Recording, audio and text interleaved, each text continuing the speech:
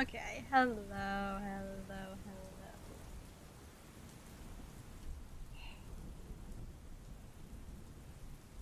I'm actually fairly nervous to do this.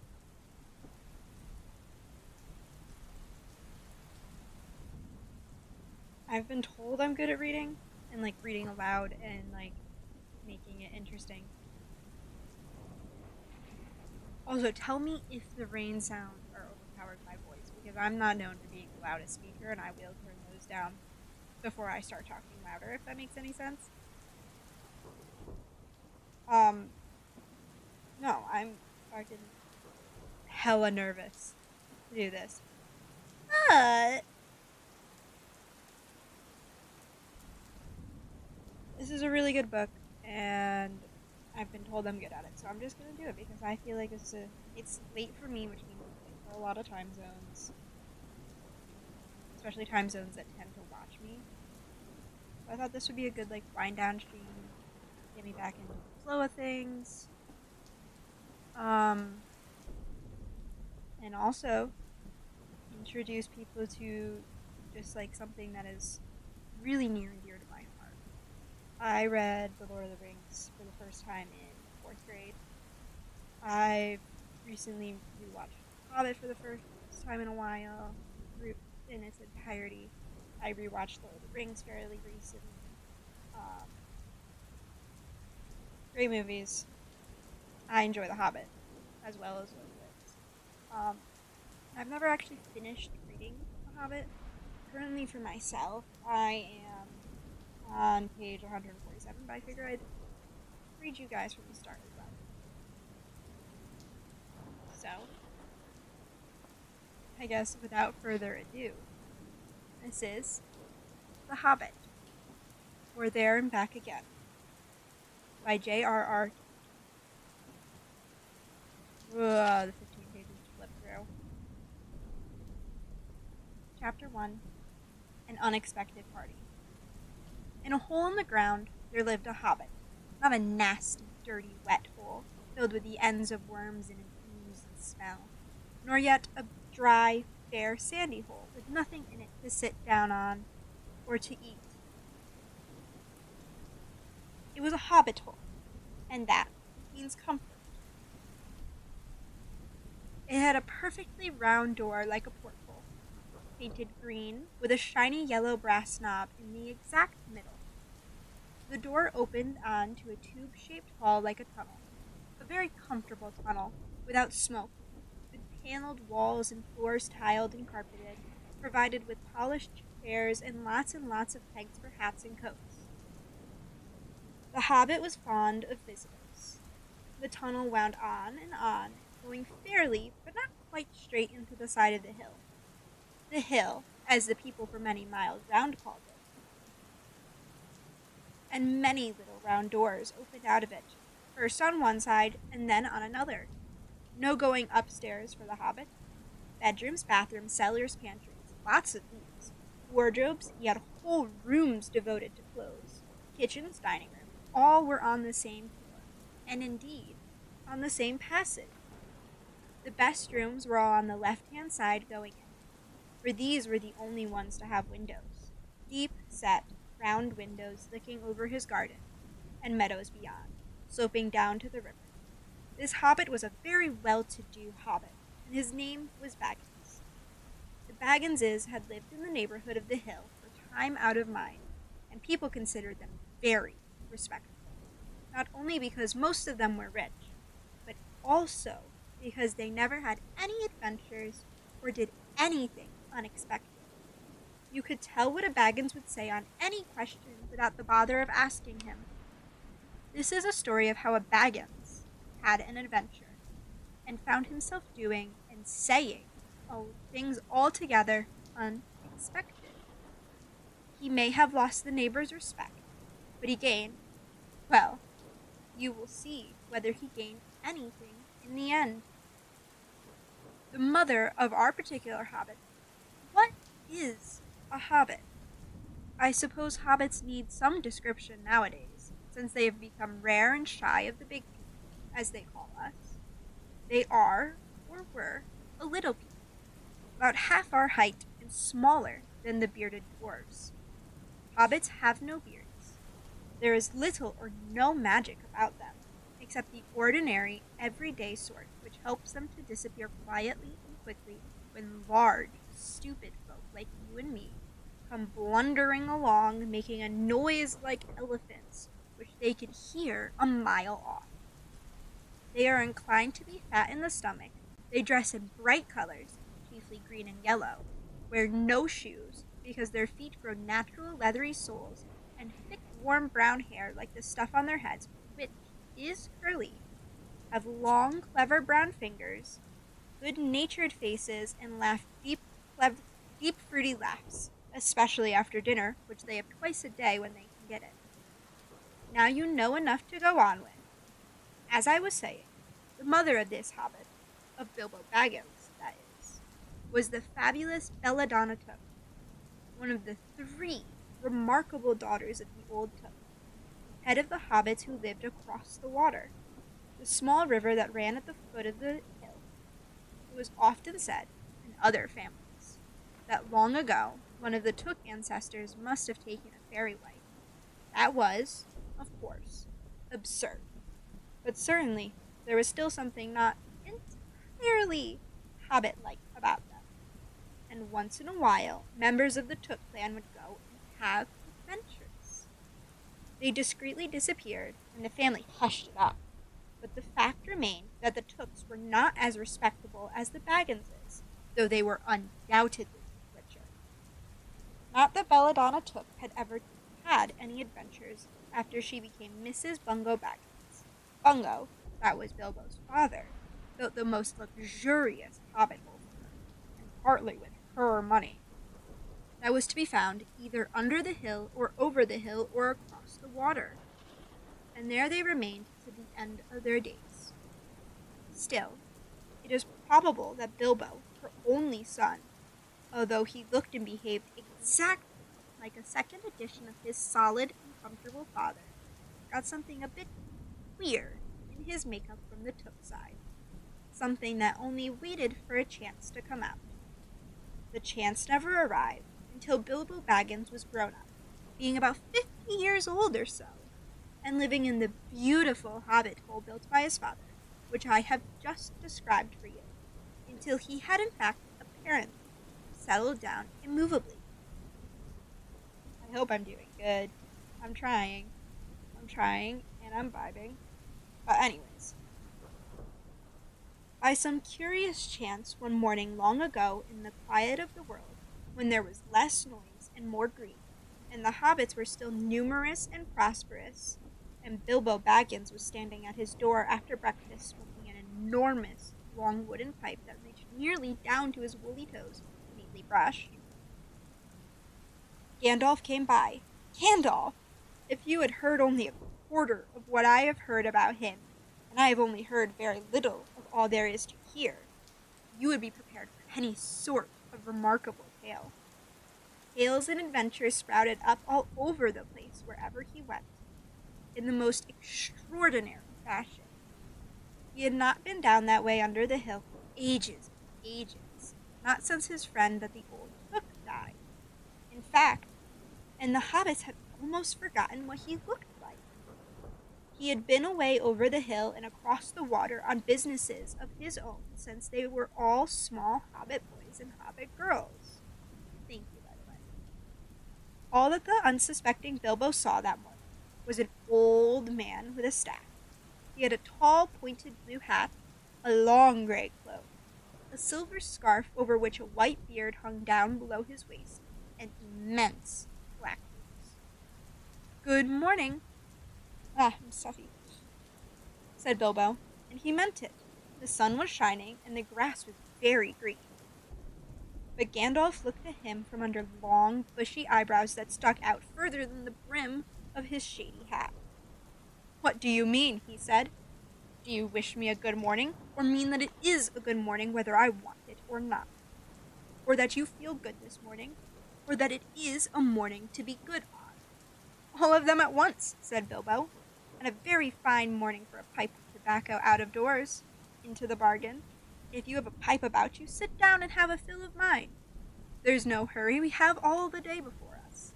Then Bilbo sat down on a seat by his door, crossed his legs, and blew out a beautiful grey ring of smoke that sailed up into the air without breaking and floated away over the hill.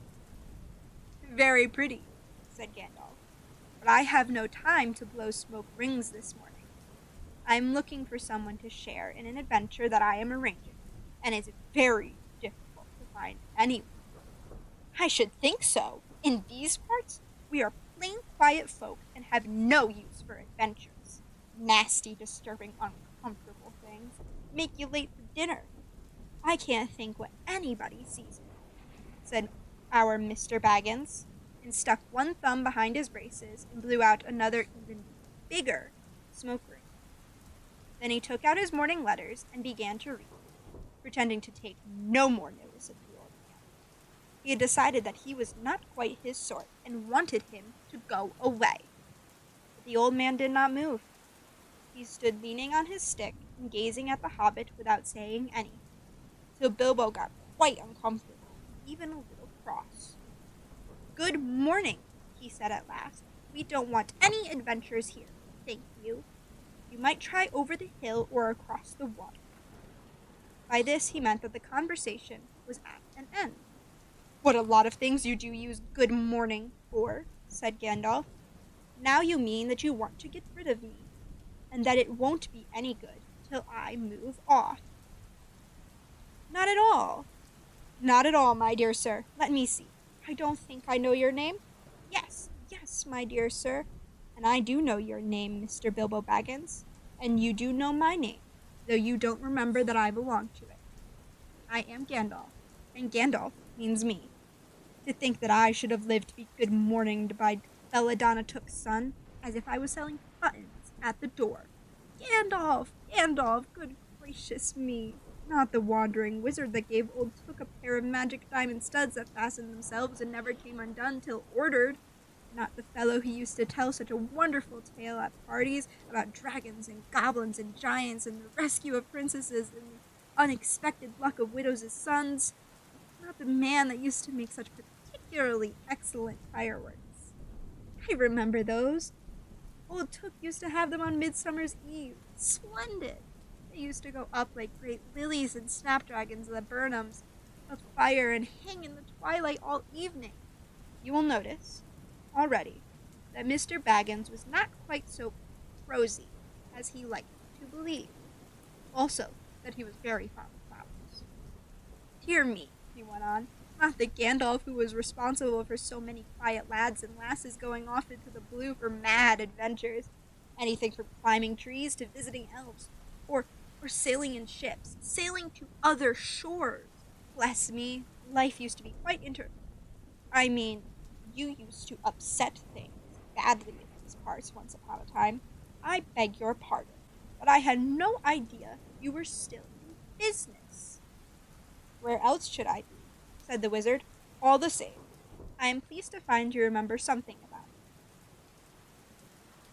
You seem to remember my fireworks kindly, at any rate, and that is not without hope. Indeed, for your old grandfather Took's sake, and for the sake of poor Belladonna, I will give you what you asked for."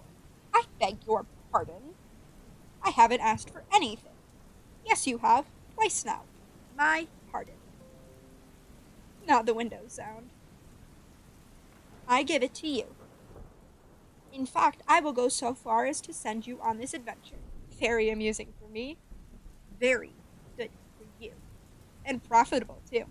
Very likely, if you ever get over it. Sorry, I don't want any adventures, thank you.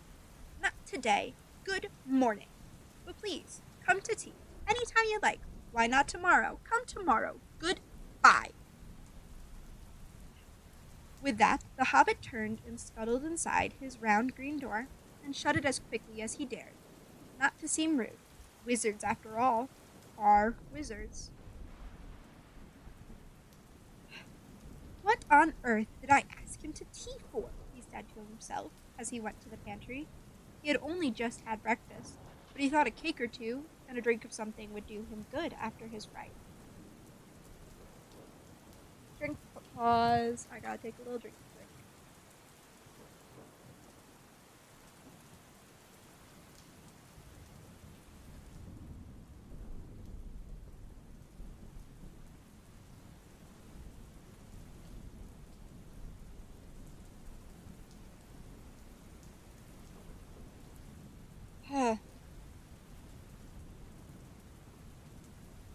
Gandalf, in the meantime, was still standing outside the door and laughing long but quietly. After a while, he stepped up, and with the spike of his staff scratched a clear sign on the hobbit's beautiful green front door. Then he strode away, just about the time when Bilbo was finishing his second cake, and beginning to think that he had escaped adventures very well.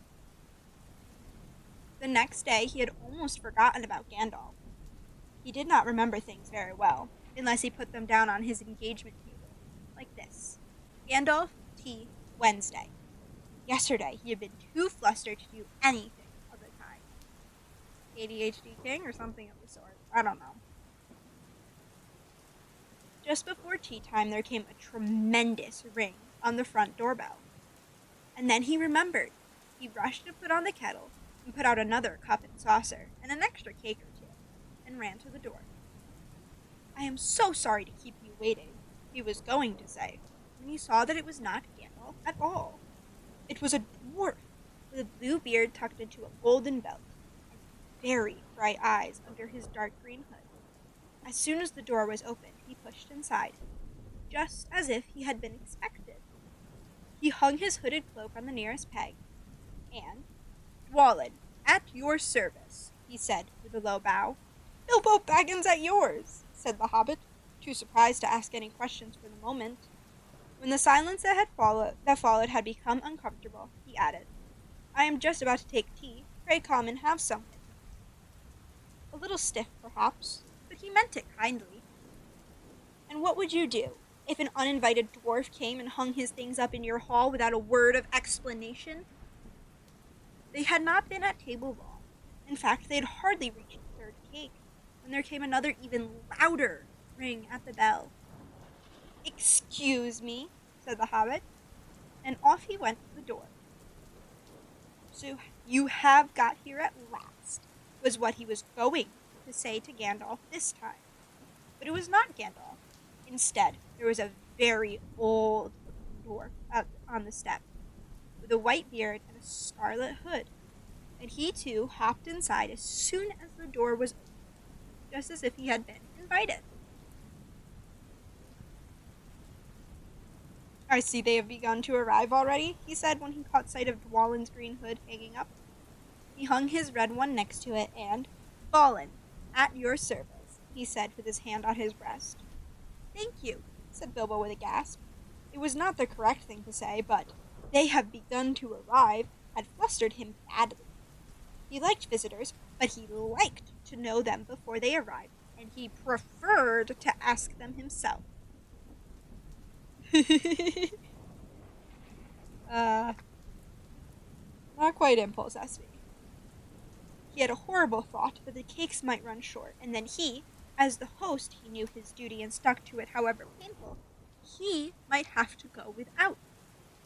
"Come along in and have some tea," he managed to say, after taking a deep breath. "A little beer would suit me better, if it is all the same to you, my good sir," said Balin with the white beard. "But I don't mind some cake. Seed cake, if you have any." "Lots," Bilbo found himself answering, to his own surprise.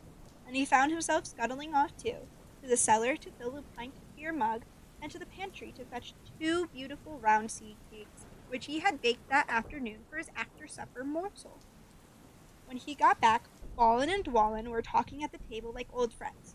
As a matter of fact, they were brothers. Bilbo plumped down the beer and the cake in front of them, when loud came a ring at the bell again, and then another ring. Gandalf for certain this time, he thought as he puffed along the passage, but it was not.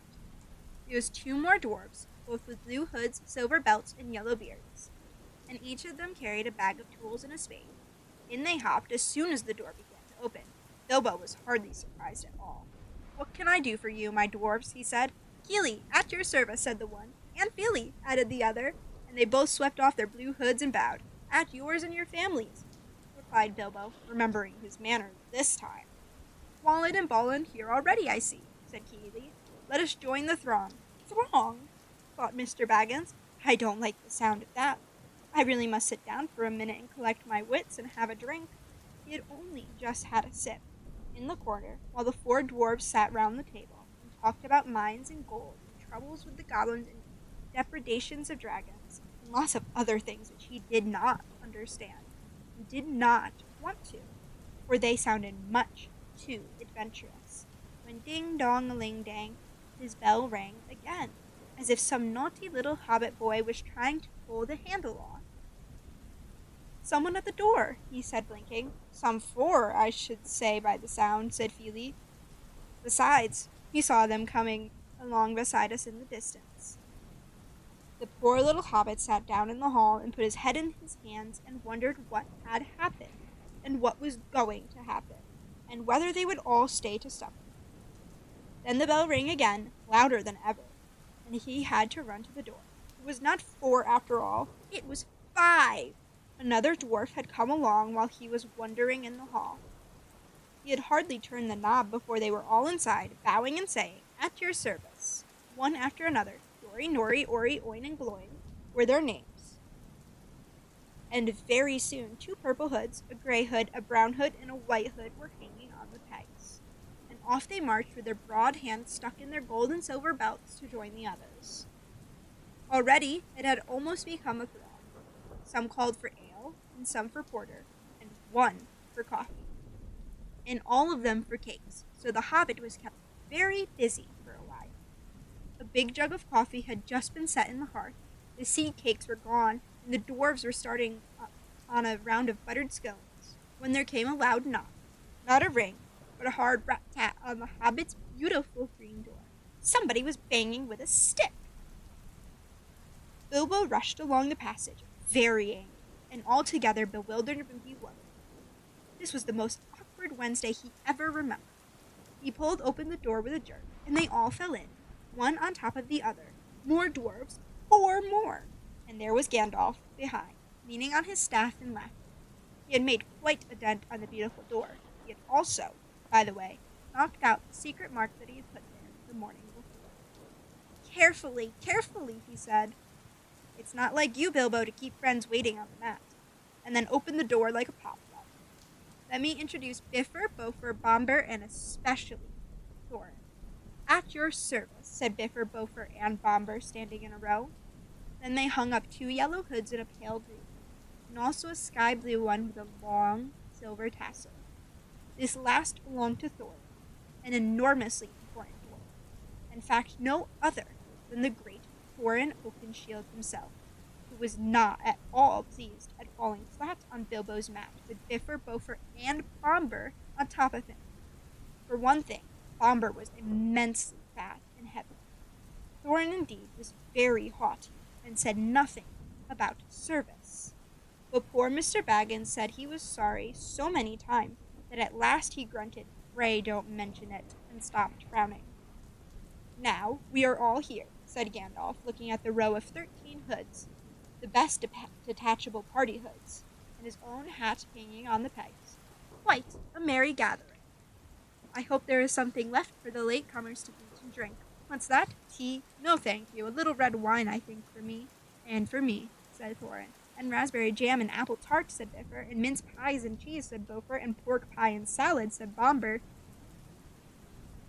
"And more cakes and ale and coffee, if you don't mind," called the other dwarves through the door. "Put on a few eggs, there's a good fellow," Gandalf called after him as the hobbit stumped off to the pantries. "And just bring out the cold chicken and pickles."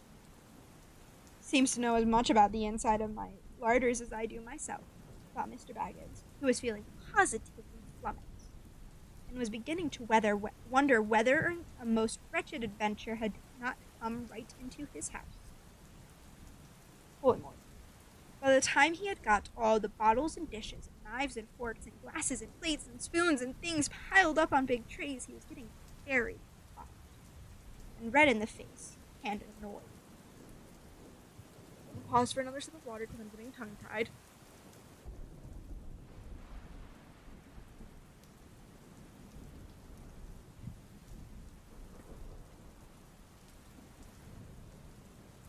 "Confusticate and bother these dwarfs," he said aloud. "Why don't they come and lend a hand?" Lo and behold, there stood Balin and Dwalin at the door of the kitchen, and Feely and Keely behind them. And before he could say knife, they had whisked the trays and a couple of small tables into the parlor, and set everything afresh. Gandalf sat at the head of the party with the 13 dwarves all around, and Bilbo sat on a stool at the fireside, nibbling at a biscuit. His appetite was quite taken away, and trying to look as if this was all perfectly ordinary and not in the least an adventure. The dwarves ate and talked and talked, and time got on. At last they pushed their chairs back, and Bilbo made a move to collect the plates and glasses. "I suppose you will all stay to supper?" he said in his politest, unpressing tones. "Of course," said Thorin, "and after, we shan't get through the business till 8. We must have some music first. Now, to clear up." Thereupon the 12 dwarves, not Thorin, he was too important, and stayed talking to Gandalf, jumped to their feet and made tall piles of all the things. Off they went, not waiting for trays, balancing columns of plates, each with a bottle on the top, with one hand, while the hobbit ran after them, almost squeaking with fright. "Please be careful, and please don't trouble. I can manage." But the dwarves only started to sing. Now, I can't promise that I can sing any of these songs in the tune from the movies, or in any tune that sounds good, but I will vaguely try to sing. Chip the glasses and crack the plates, blunt the knives and bend the forks. That's what Bilbo Baggins hates. Smash the bottles and burn the corks. Cut the cloth and tread on the fat. Pour the milk on the pantry floor. Leave the bones on the bedroom mat. Splash the wine on every door. Dump the crocks in a boiling bowl. Pound them up with a thumping pole. And when you've finished it, if any are whole, send them down the hall to roll. That's what Bilbo Baggins hates, so carefully, carefully with the plates. And of course, they did none of these dreadful things, and everything was cleaned and put away safe as quick as light, while the hobbit was turning round and round in the middle of the kitchen trying to see what they were doing. Then they went back and found Thorin with his feet on the fender smoking a pipe. He was blowing the most enormous smoke rings, and wherever he told one to go, it went, up the chimney or behind the clock on the mantel piece, or under the table, or round and round the ceiling. But wherever it went, it was not quick enough to escape Gandalf. Pop! He sent a smaller smoke ring from his short clay pipe straight through each one of Thorin's. Then Gandalf's smoke ring would go green and come back to hover over the wizard's head. He had a cloud of them about him already, and in the dim light it made him look strange and sorcerous. Bilbo stood still and watched. He loved smoke rings. And then he blushed to think how proud he had been yesterday morning of the smoke rings he had sent up the wind over the hill. "Now, for some music," said Thorin. "Bring out the instruments." Keely and Feely rushed for their bags and brought back little fiddles. Dori, Nori, and Ori brought out flutes from somewhere inside their coats. Bomber produced a drum from the hall. Biffer and Bofer went out too, and came back with clarinets that they had left among the walking sticks. Wallen and Ballin said, "Excuse me, I left mine in the porch. Just bring mine in with you," said Thorin. They came back with viols as big as themselves, and with Thorin's harp wrapped in a green cloth. It was a beautiful golden harp, and when Thorin struck it, the music began all at once, so sudden and sweet that Bilbo forgot everything else and was swept away into dark lands under strange moons, far over the water and very far from his hobbit hole under the hill. The dark came into the room from the little window that opened in the side of the hill. The firelight flickered. It was April, and still they played on, while the shadow of Gandalf's beard flagged against the wall. The dark filled all the room, and the fire died down, and the shadows were lost. And still they played on. And suddenly first one, and then another, began to sing as they played, deep-throated singing of the dwarves in the deep places of their ancient homes. And this is like a fragment of their song, if it can be like their song without their music. Now, I feel terrible butchering the song that is about to be done, but we're gonna have to try. After another sip of water while I gather my courage and pride.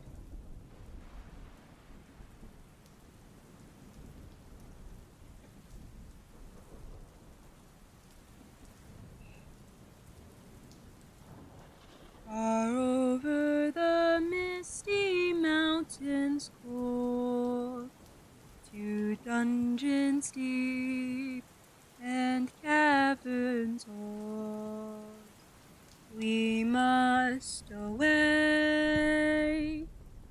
ere break of day to seek the pale enchanted gold.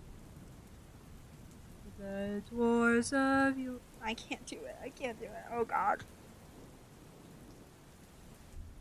You know what? We're gonna do this like it's a poem.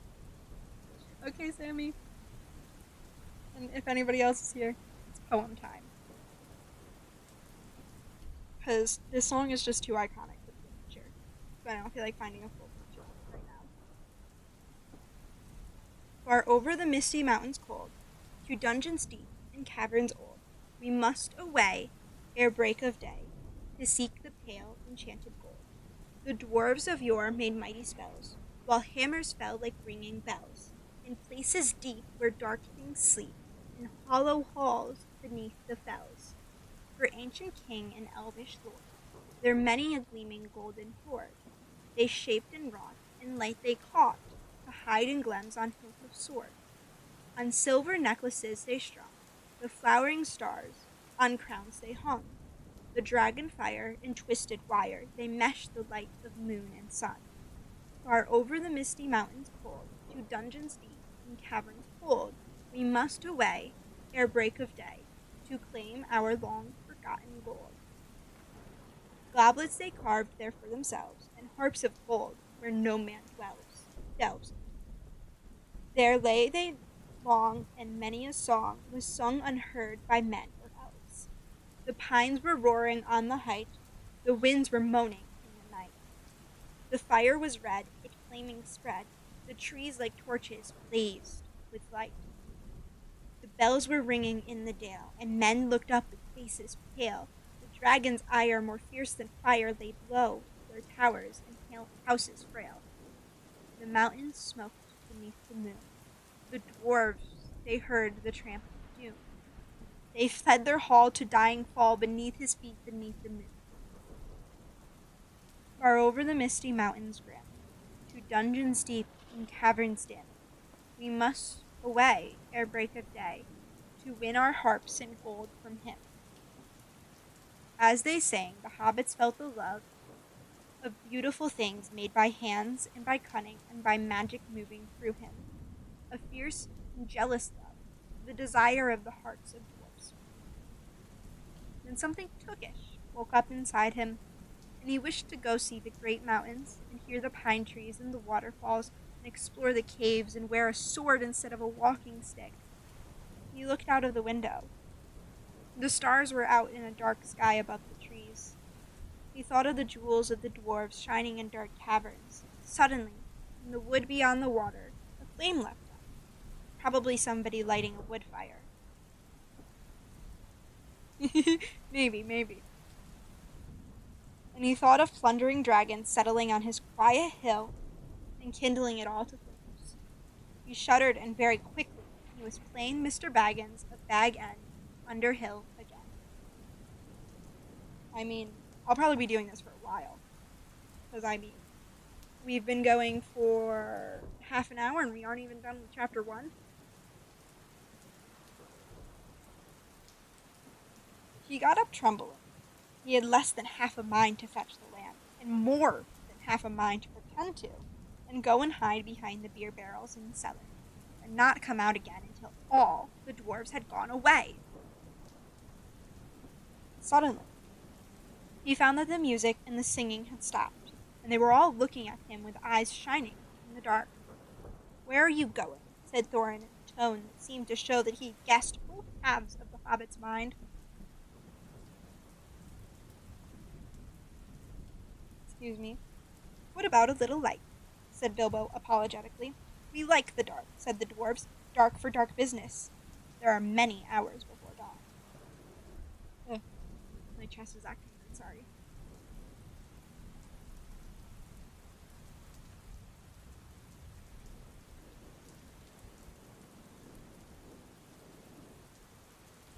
Whew.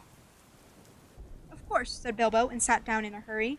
He missed the stool and sat in the fender, knocking over the poker and shovel with a crash. "Hush!" said Gandalf. "Let Thorin speak." And this is how Thorin began. Oh.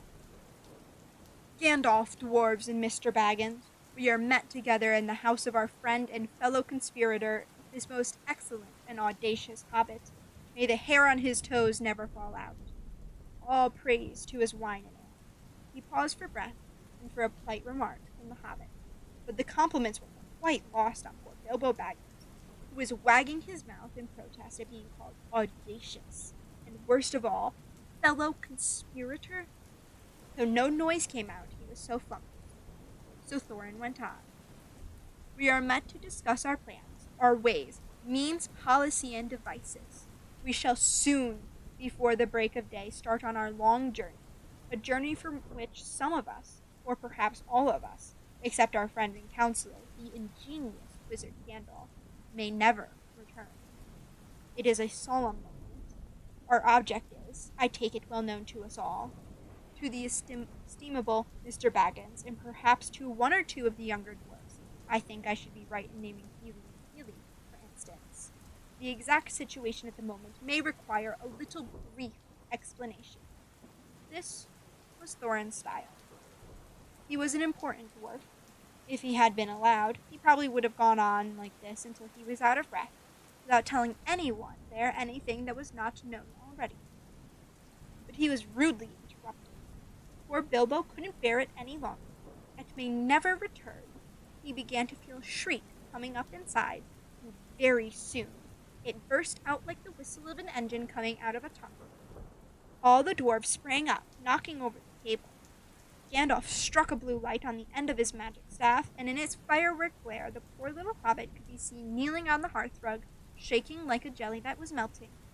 Then he fell flat on the floor and kept on calling out, "Struck by lightning! Struck by lightning!" over and over again. And that was all they could get out of him for a long time. So they took him and laid him out of the way on the drawing-room sofa, with a drink at his elbow, and they went back to their dark business. "Excitable little fellow," said Gandalf, as they sat down again. "It's funny queer fits. But he's one of the best, as fierce as a dragon in a pinch. You have ever seen a dragon in a pinch, you will realize that this was only poetical exaggeration applied to any hobbit, even to Old Took's great-granduncle Bolroer, who was so huge, for a hobbit, that he could ride a horse. He charged the ranks of the goblins of Mount Graham in the Battle of the Green Fields, and knocked their king Golfimble's head clean off with a wooden club. It sailed 100 yards through the air and went down a rabbit hole. And in this way, the battle was won, and the game of golf invented at the same moment. In the meanwhile, however, Bull Roarer's gentler descendant was reviving in the drawing-room. After a while, and a drink, he crept nervously to the door of the parlor. This is what he heard. Gloin speak. Humph, or some snort more or less like that. Will he do you think? It is all very well for Gandalf to talk about this hobbit being fierce, but one shriek like that in a moment of excitement would be enough to wake the dragon and all his relatives, and kill the lot of us. I think it sounded more like fright than excitement. In fact, if it had not been for the sign on the door, I should have been sure we'd come to the wrong house. As soon as I clapped eyes on this little fellow bobbing and puffing on the mat, I had my doubts. He looks more like a grocer than a burglar. Oh.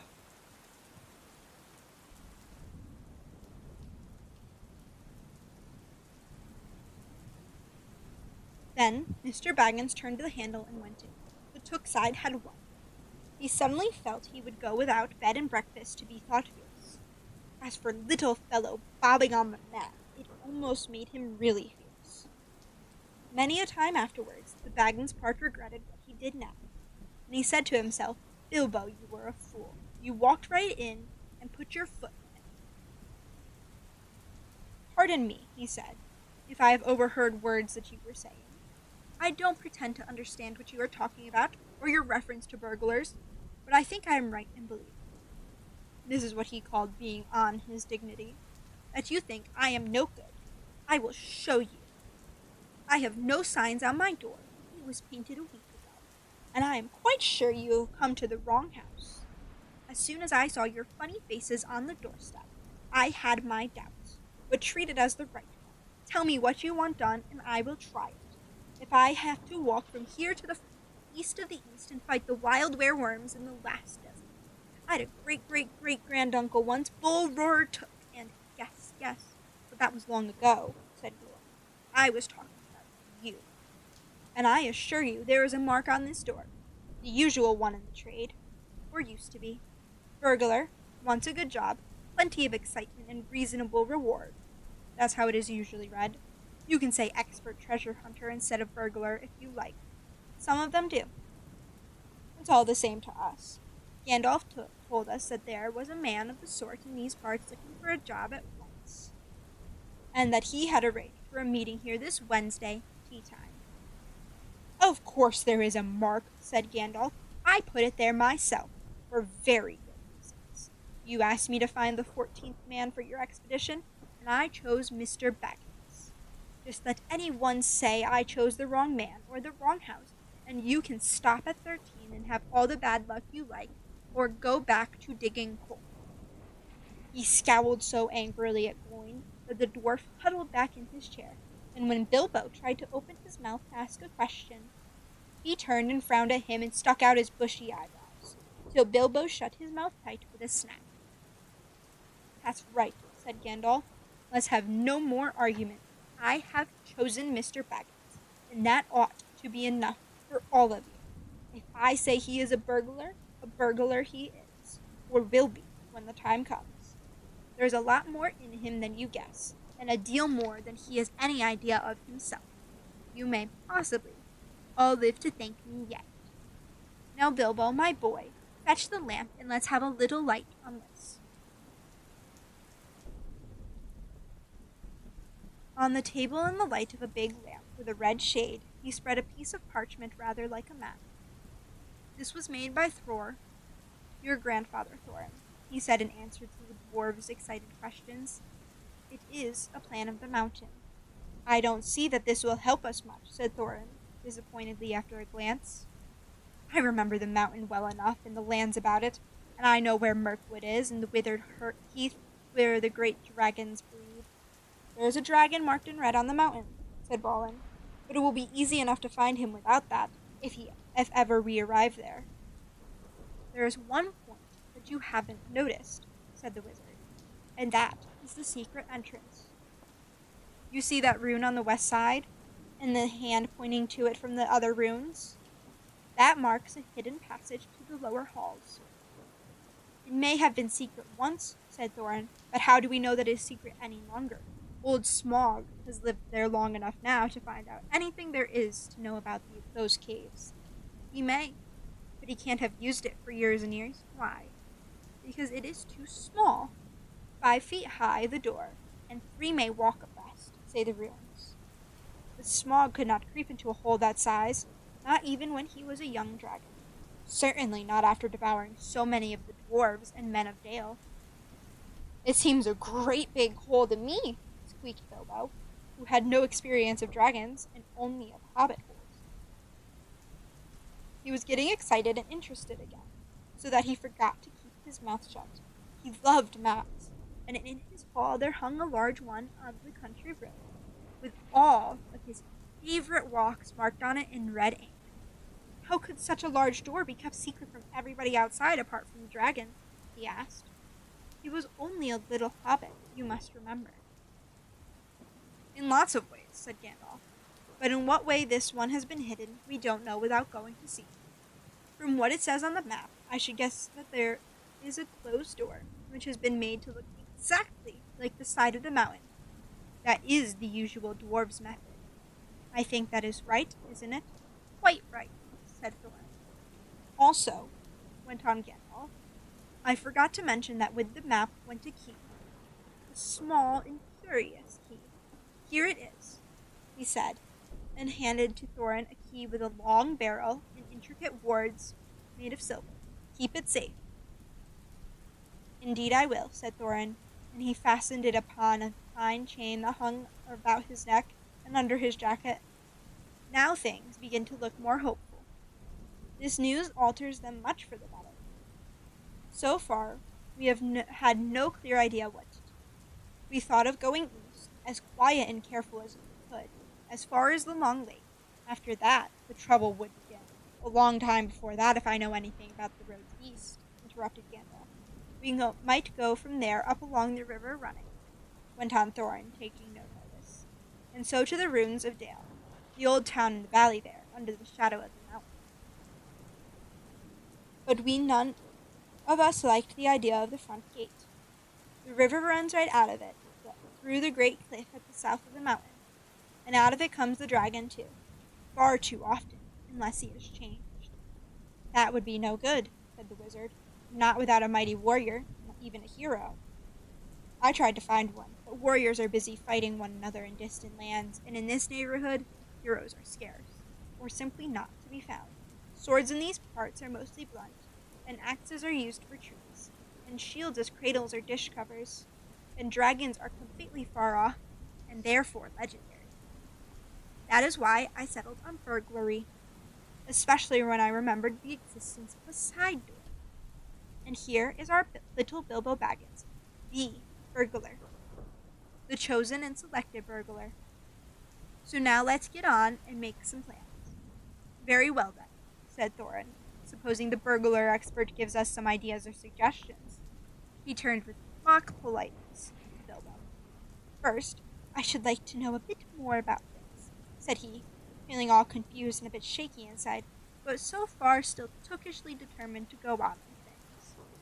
I mean about the gold and the dragon and all that, and how it got there and who it belongs to, and so on and further. Bless me, said Thorin. Haven't you got a map? And didn't you hear our song? And haven't we been talking about all this for hours? All the same, I should like it all plain and clear, said he obstinately, putting on his business manner, usually reserved for people who tried to borrow money off him, and doing his best to appear wise and prudent and professional and live up to Gandalf's recommendation. Also, I should like to know about risks, out-of-pocket expenses, time required, and remuneration, and so forth. By which he meant, what am I going to get out of it, and am I going to come back alive? Oh, very well, said Thorin. Long ago... Actually, we're going to take another drink before this. This is a little speechy speech.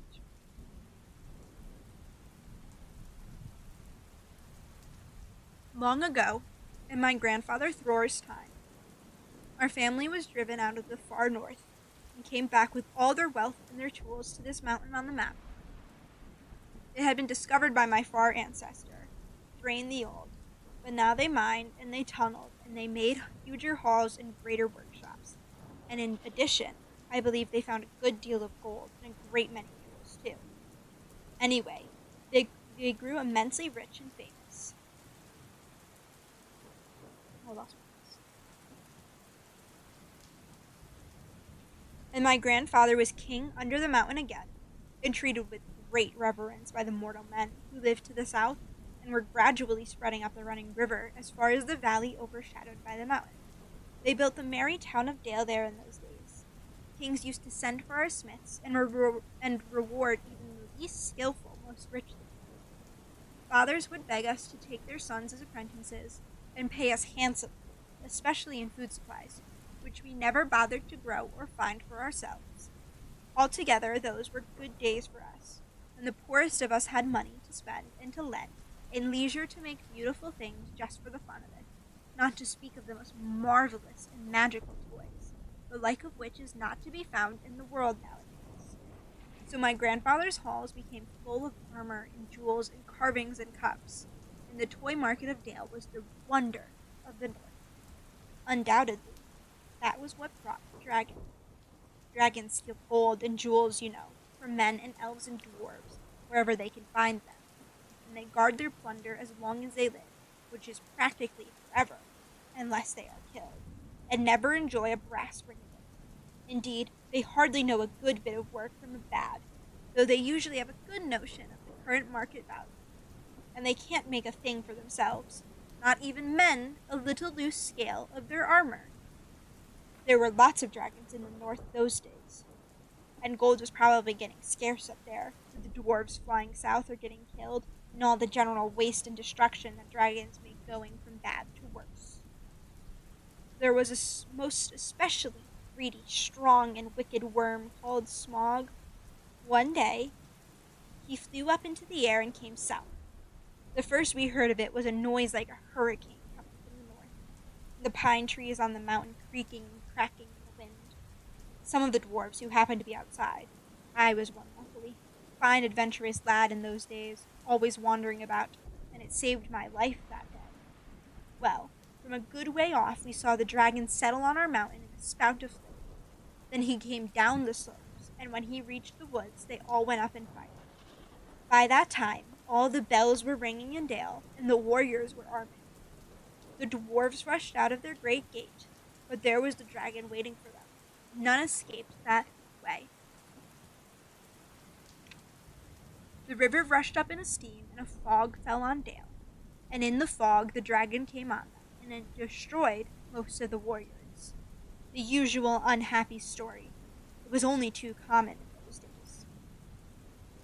Then he went back and crept in through the front gate and routed out all the halls and lanes and tunnels, alleys, cellars, mansions, and passages. After that, there were no dwarves left alive inside, and he took all their wealth for himself. Probably, for that is the dragon's way. He has piled it all up in a great heap far inside, and sleeps on it for a bed.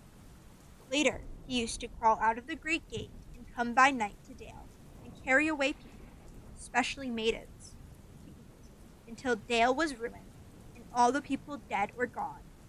What goes on there now, I don't know for certain, but I don't suppose anyone lives nearer to the mountains than the far edge of the Long Lake Mountains. The few of us that were well outside sat and wept in hiding, and cursed Smog, and there we were unexpectedly, joined by my father and my grandfather with singed beards. They looked very grim, but they said very little. When I asked how they had got away, they told me to hold my tongue, and said that one day, in the proper time, I should know. After that we went away, and we have had to earn our livings as best we could up and down the lands, often enough sinking as low as blacksmith or even coal mining. But we have never forgotten our stolen treasure, and even now, when I will allow, we have a good bit laid by, and are not so badly off. Here, Thorin stroked the gold chain round his neck. We still mean to get it back. And to bring our curses home to Smog, if we can. I have often wondered about my father's and my grandfather's escape. I see now that they must have had a private side door, which only they knew about. But apparently they had a map. And I should like to know how Gandalf got hold of it, and why it did not come down to me, the rightful heir. I did not get hold of it. I was given it, said the wizard. Your grandfather, Thror, was killed, you remember, in the mines of Moria by Azog the Goblin. Curse his name, yes, said Thorin. And Thrain, your father, went away on the 21st of April, 100 years ago last Thursday, and has never been seen by you since. True, said Thorin. Well, your father gave me this to give to you, and if I have chosen my own time and way for handing it over, you can hardly blame me, considering the trouble I had to find you. Your father could not remember his own name when he gave me the paper, and he never told me yours. And so on the whole, I think I ought to be praised and thanked. Here it is, said he, handing the map to Thorin. I don't understand, said Thorin, and Bilbo felt he would have liked to say the same. The explanation did not seem to explain. Your grandfather, said the wizard slowly and grimly, gave the map to his son for safety before he went to the mines of Moria. Your father went away to try his luck with the map after your grandfather was killed, and lots of adventures of a most pleasant sort he had. But he never got near the mountain. How he got there, I don't know, but I found him a prisoner in the dungeons of the necromancer. Whatever were you doing there? asked Thorin with a shudder, and all the dwarves shivered. Never you mind, I was finding things out, as usual, and a nasty, dangerous business it was. Even I, Gandalf, only just escaped. I tried to save your father, but it was too late. He was witless and wandering, and had forgotten almost everything, except the map and the key. We have long ago paid the goblins of Moria, said Thorin. We must give a thought to the necromancer. Don't be absurd. He is an enemy quite beyond the powers of all the dwarves put together, if they could all be collected again from the four corners of the world. The one thing your father wished was for his son to read the map and use the key.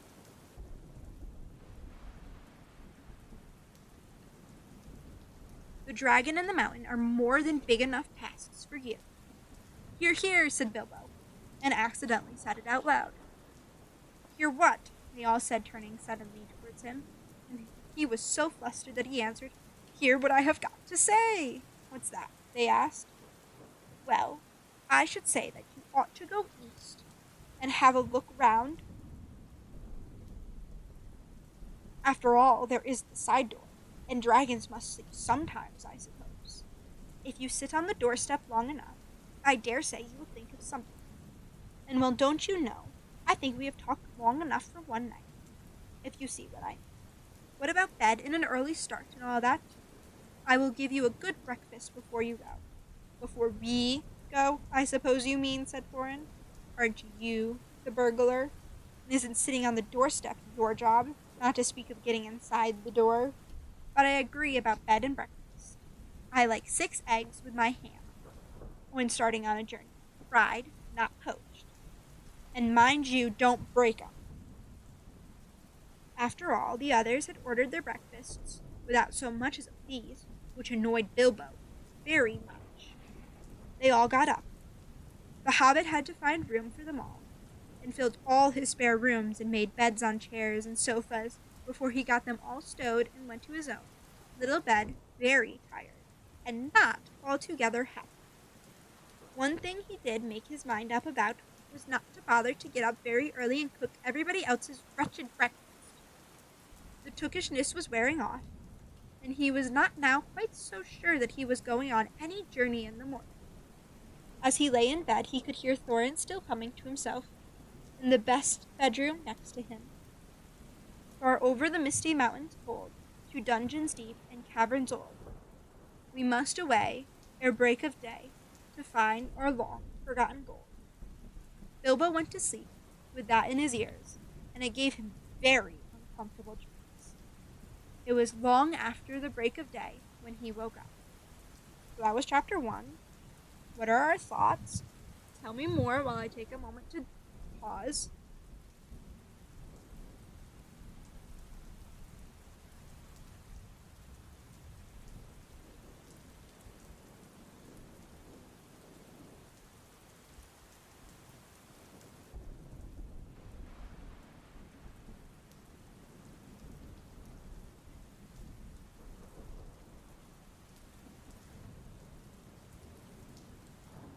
Thank you, thank you. I have been reading for a very long time. I started reading at the age of 3.5, roughly. And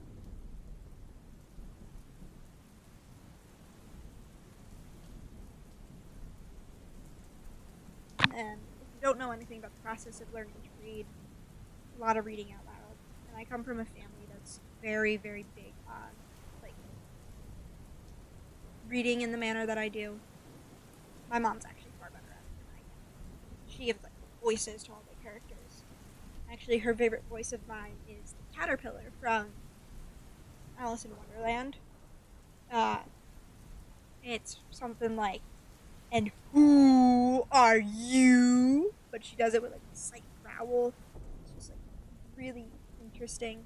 But I can never keep the voices straight in my head, so I just try to go for the emotion and, like, the expression. And it's something I really enjoy doing, even though I am vaguely self-conscious of it because I feel like I sound stupid or I'm not nearly as good at putting as much into it as I think I am.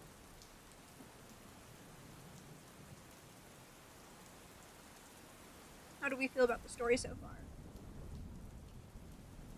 Hobbits and dwarves and a wizard. That's not a wizard how you're thinking of it, but we don't need to get into the lore of Middle Earth. Warrior Cats? I was a Warrior Cats kid. I read the first book. The first book in less than a day, and I pretty much kept that pace with all of them. The Smeal, I love the Hobbit holes. They're so wonderful. I think the more you learn about this universe, I only ever got the first one. I phased out of it a little bit after that, just because it was below my reading level at that point. So it was harder to get. I read The Lord of the Rings for the first time. It goes along with it. This is a prequel to it, or those are a sequel to this. I read them for the first time in fourth grade. So like,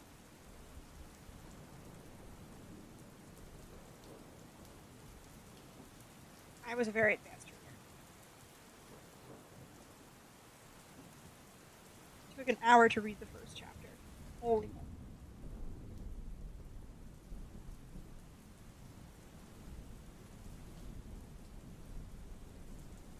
That is so real. No.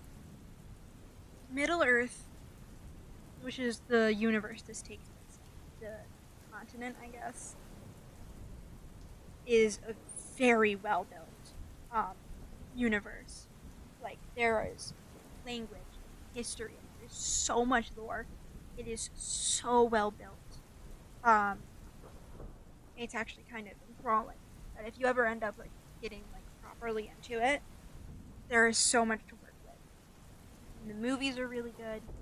The Peter Jackson movies. The Lord of the Rings ones especially.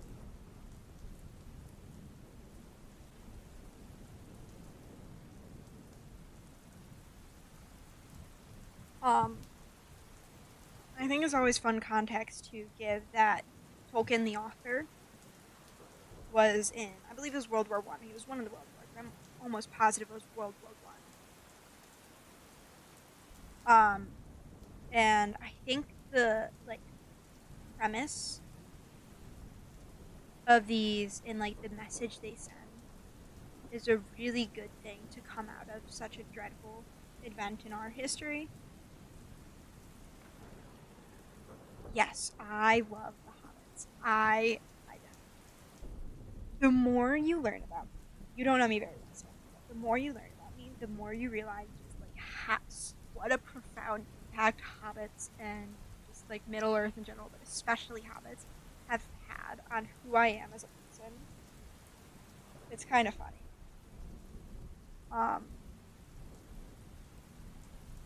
But no, they are genuinely just like quiet little country folk.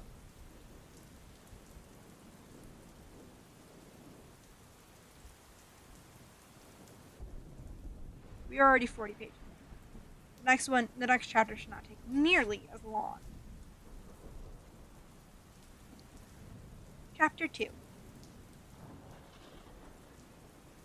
Oh, you don't even know the half of the LGBT coding. Spoiler alert for a book that was published ages ago. So Bilbo does end up like raising somebody. And originally somebody was supposed to be his son. Ends up being his nephew because the author literally cannot picture him having a wife. And the relationship he ends up having with one of the dwarves is very coded.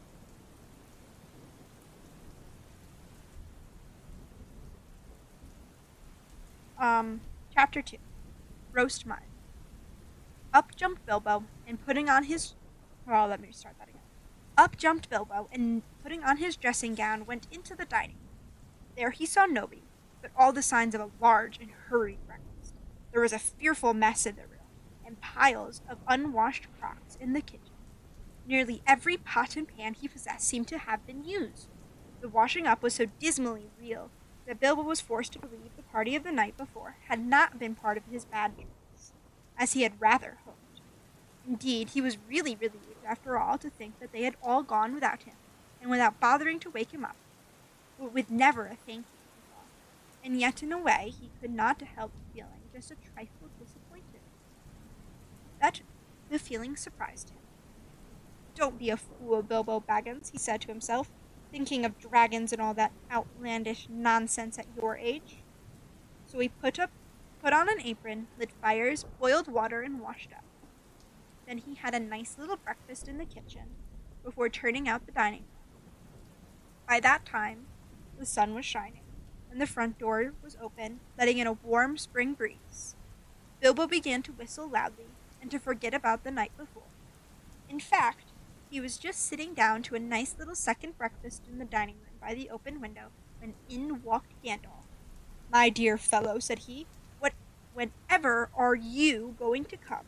What about an early start? And here you are having breakfast, or whatever you call it, at 10:30. They left you the message because they could not wait." "What message?" said poor Mr. Baggins, all in a fluster.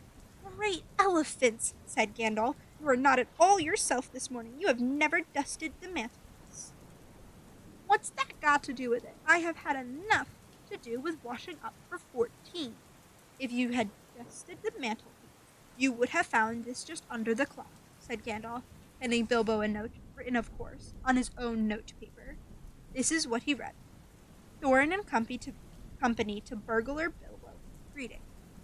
For your hospitality, our sincerest thanks, and for your offer of professional assistance, our grateful acceptance. Terms: cash on delivery, up to and not exceeding 1/14 of total profits, if any. All traveling expenses guaranteed in any event. Funeral expenses to be defrayed by us or our representatives, if occasion arises and the matter is not otherwise arranged for. Thinking it unnecessary to disturb your esteemed repose, we have proceeded in advance to make requisite preparations, and shall await your respected person at the Green Dragon Inn, by water, at 11 a.m. sharp, trusting that you will be punctual. We have the honor to remain, yours deeply, Thorin and Co." "That leaves you just 10 minutes. You will have to run," said Gandalf. "But," said Bilbo. "No time for it," said the wizard. "But," said Bilbo again, "no time for that either. Off you go."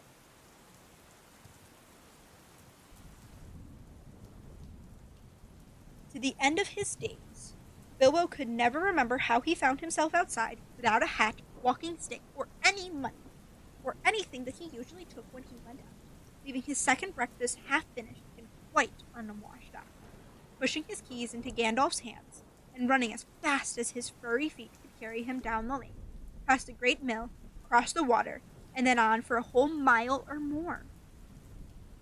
He's running a very fast mile.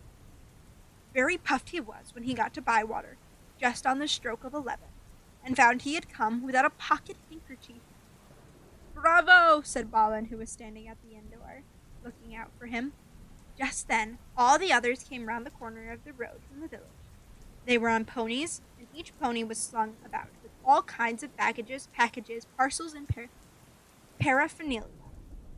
There was a very small pony, apparently for Bilbo. "Up you two get, and off we go," said Thorin. "I am awfully sorry," said Bilbo, "but I have come without my hat. I have left my pocket handkerchief behind, and I haven't got any money. I didn't get your note until after 10:45 to be precise." "Don't be precise," said Dwalin, "and don't worry. You will have to manage without pocket handkerchief and a good many other things before you get to the journey's end. And as for a hat, I have got a spare hood and cloak in my luggage." We love Dwalin. That's how they all came to start, jogging off from the inn one fine morning just before May, on laden ponies, and Bilbo was wearing a dark green hood, a little weather stained, and a dark green cloak borrowed from Dwalin. They were too large for him, and looked rather comic.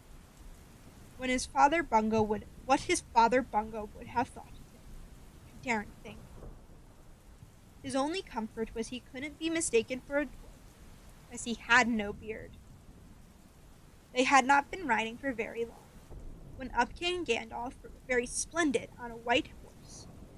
He had brought a lot of pocket handkerchiefs and Bilbo's pipe and tobacco. So after that the party went along very merrily, and they told stories or sang songs, as they rode forward all day, except of course when they stopped for meals. These didn't come quite as often as Bilbo would have liked them, but still he began to feel that adventures were not so bad after all. At first they had passed through Hobbit land, a wild, respectable country inhabited by decent folk, with good roads, an inn or two, and now and then a dwarf or a farmer ambling by on business. Then they came to lands where people spoke strangely and sang songs Bilbo had never heard before.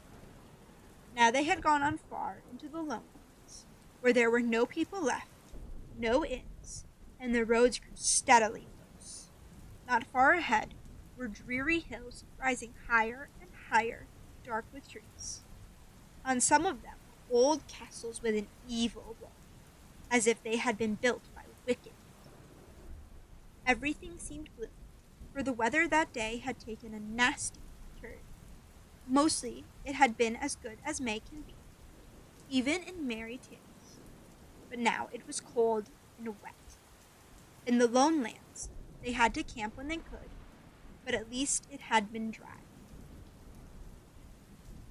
"To think it will soon be June," grumbled Bilbo, as he splashed along behind the others in a very muddy track. It was after tea time, it was pouring with rain, and had been all day. His hood was dripping into his eyes, his cloak was full of water, the pony was tired and stumbled on stones. The others were too grumpy to talk, and I'm sure the rain has gotten into the dry clothes and into the food bags, thought Bilbo. Bother burgling and everything to do with it. I wish I was at home in my nice hole by the fire, with the kettle just beginning to sing. It was not the last time that he wished that. Still, the dwarves jogged on, never turning round or taking any notice of the hobbit. Somewhere behind the gray clouds the sun must have gone down, for it began to get dark. Wind got up, and the willows along the river bank bent and sighed. I don't know what river it was, a rushing red one, swollen with the rains of the last few days. They came down from the hills and mountains in front of them. Soon it was nearly dark. The winds broke up the gray clouds, and a waning moon appeared above the hills, between the flying rags. Then they stopped, and Thorin muttered something about supper, and where shall we get a dry patch to sleep on. Not until then did they notice that Gandalf was missing. So far he had come all the way with them, never saying if he was in the adventure or merely keeping them company for a while. He had eaten most, talked most, and laughed most, but now he simply was not there at all. Just when a wizard would have been most useful, too, groaned Dori and Nori, who shared the hobbit's views about regular meals, plenty and often. They decided in the end that they would have to camp where they were. So far they had not camped before on this journey. And though they knew that they soon would have to camp regularly, when they were among the misty mountains and far from the lands of respectable people, it seemed a bad wet evening to begin on. They moved to a clump of trees, and though it was drier under them, the wind shook the rain off the leaves, and the drip-drip was most annoying. Also, the mischief seemed to have gotten into the fire. Dwarves can make a fire almost anywhere, out of almost anything, wind or no wind, but they could not do it that night, not even Oin and Gloin, who were specially good at it. Then, one of the ponies took fright at nothing and bolted. He got into the river before they could catch him, and before they could get him out again. Fili and Kili were nearly drowned, and all the baggage that he carried was washed away off him. Of course, it was mostly food, but there was mighty little left for supper, and less for breakfast. They all sat glum and wet and muttering, while Oin and Gloin were on trying to light the fire and quarreling about it. Bilbo was sadly reflecting that adventures are not all pony riders and May sunshine, when Balin, who was always their lookout man, said, There's a light over there. There was a hill some way off with trees on it, pretty thick in parts. Out of the dark mass of the trees they could now see a light shining, a reddish, comfortable-looking light, as it might be a fire or torches twinkling. When they had looked at it for some while, they fell to arguing. Some said no, and some said yes. Some said they could but go and see. And anything was better than little supper, less breakfast, and wet clothes all the night. Others said, these parts are none too well known, and are too near the mountains. Travelers seldom come this way. The old maps are no use. Things have changed for the worse, and the road is unguarded. They have seldom even heard of the king around here, and the less inquisitive you are as you go along, the less trouble you are likely to find. Some said, after all there are 14 of us. Others said, where has Gandalf got to? This remark was repeated by everyone. Then the rain began to pour down worse than ever, and Oin and Gloin began to fight. They settled it. After all, we have got a burglar with us, they said, and so they made off, leading their ponies, with all due and proper caution, in the direction of the light. They came to the hill, and were soon in the wood. Up the hill they went, but there was no proper path to be seen, such as might lead to a house or a farm, and do what they could, they made a deal of rustling and crackling and creaking, and a good deal of grumbling and dratting, as they went through the trees in the pitch dark. Suddenly, the red light shone out very bright through the tree trunks not far ahead. Now, it is the burglar's turn, they said, meaning Bilbo. You must go on and find out all about that light, and what it is for, and if all is perfectly safe in camp, said Thorin to the hobbit. Scuttle off and come back quick, if all is well. If not, come back if you can. If you can't, hoot twice like a barn owl and once like a screech owl, and we will do what we can.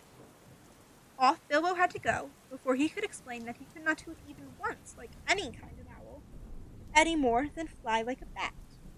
But at any rate, hobbits can move quietly in woods. Absolutely quietly. They take a pride in it. And Bilbo had sniffed more than once at what he called all this dwarvish racket as they went along, though I don't suppose you or I would notice anything at all on a windy night, not if the whole cavalcade had passed 2 feet off. As for Bilbo walking calmly towards the red light, I don't suppose even a weasel would have stirred a whisker at it. So naturally, he got right up to the fire, for fire it was, without disturbing anyone. And this is what he saw. Tell your doggo I say hi. I love doggos, and I'm very honored that the doggo likes my story. 3 very large persons. I'm gonna go with that. Oh, it's a cute little doggo. 3 very large persons sitting round a very large fire at peach logs. They were toasting mutton on long spits of wood and licking the gravy off their fingers. There was a fine, toothsome smell. Also there was a barrel of good drink at hand. And they were drinking out of jugs. But they were trolls. Obviously trolls. Even Bilbo, in spite of his sheltered life, could see that, from the great heavy faces of them and their size and the shape of their legs, not to mention their language, which was not drawing-room fashion at all. Mutton yesterday, mutton today, and blimey, if it don't look like mutton again tomorrow, said one of the trolls. Never a blinkin' bit of man-flesh have we had for long enough, said a second. What the 'ell William was a-thinkin' off to bring us into these parts at all, beats me, and the drink runnin' short, what's more, he said, jogging the elbow of William, who was taking a pull at his jug. William choked. Shut your mouth, he said as soon as he could. You can't expect folk to stop here forever just to be et by you and Bert. You've et a village and a half between years since we come down from the mountains. How much more do you want? And time's been up our way when you'd have said thank you, Bill, for a nice bit of fat valley mutton like what this is. He took a big bite off a sheep's leg he was toasting and wiped his lips on his sleeve. Yes, I am afraid trolls do behave like that, and those with only one head each. After hearing all this, Bilbo ought to have done something at once.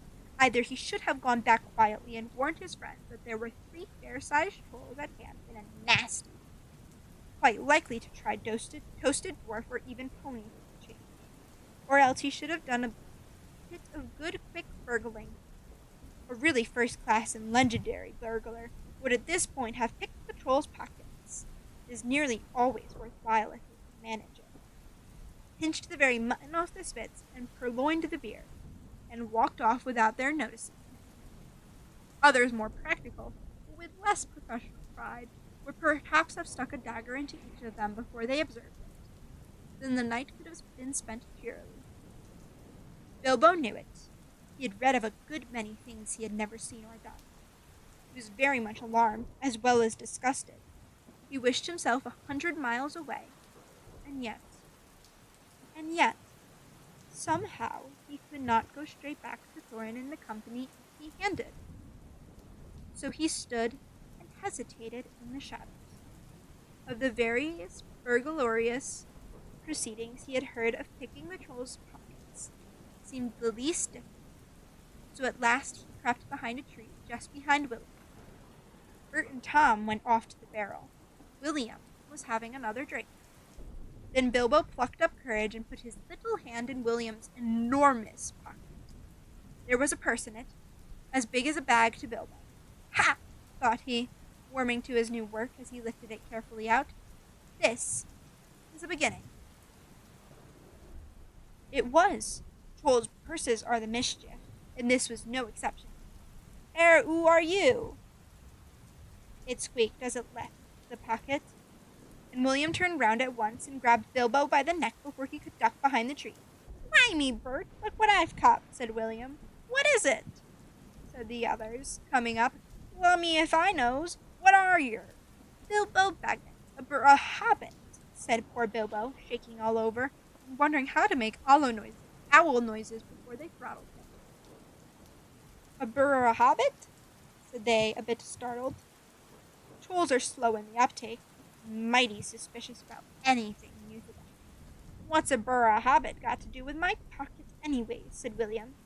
And can yer cook 'em? Said Tom. Yer can try, said Bert, picking up a skewer. He wouldn't make above a mouthful, said William, who had already had a fine supper. Not when he was skinned and boned. Perhaps there are more like him round about, and we might make a pie, said Bert. Here you are. Here you. Are there any more of your sort sneaking in these here woods? You're nasty like a little rabbit, said he, looking at the hobbit's furry feet. Then he picked him up by the toes and shook him. Yes, lots, said Bilbo before he remembered not to give his friends away. No, none at all. No, none at all. Not one, he said immediately afterwards. What do yer mean? Said Bert, holding him right away by the hair this time. I cannot talk, I'm sorry. What I say, said Bilbo, gasping. And please don't cook me, kind sirs. I'm a good cook myself and cook better than I cook. If you see what I mean. I'll cook beautifully for you, perfectly beautiful breakfast for you, if only you won't have me for supper. Poor little blighter, said William. He had already had as much supper as he could hold. Also, he had had lots of beer. Poor little blighter, let him go. Not till he says what he means by lots and none at all, said Bert. I don't want to have me throat cut in me sleep. Hold his toes in the fire till he talks. I won't have it, said William. I caught him anyway. You're a fat fool, William, said Bert, as I've said afore this evening. And you're a lout. And I won't take that from you, Bill Huggins, says Bert, and puts his fist in William's eye. And there was a gorgeous rub. Bilbo had just enough wits left when Bert dropped them on the ground to scramble out of the way of their feet, before they were fighting like dogs and calling one another all sorts of perfectly true and applicable names in very loud voices. Soon they were locked in one another's arms, and rolling nearly into the fire, kicking and thumping, while Tom whacked at them both with a branch to bring them to their senses. And that, of course, only made them madder than ever. Pausing.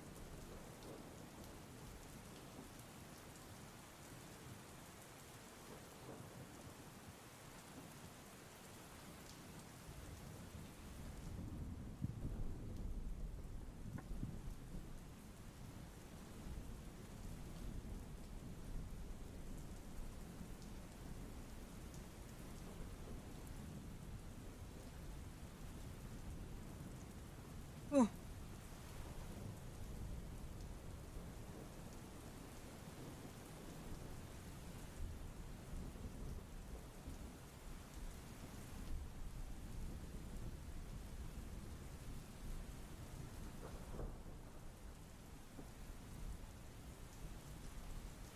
That would have been the time for Bilbo to have left, but his poor little feet had been very squashed in Bert's big paw, and he had no breath in his body, and his head was going round.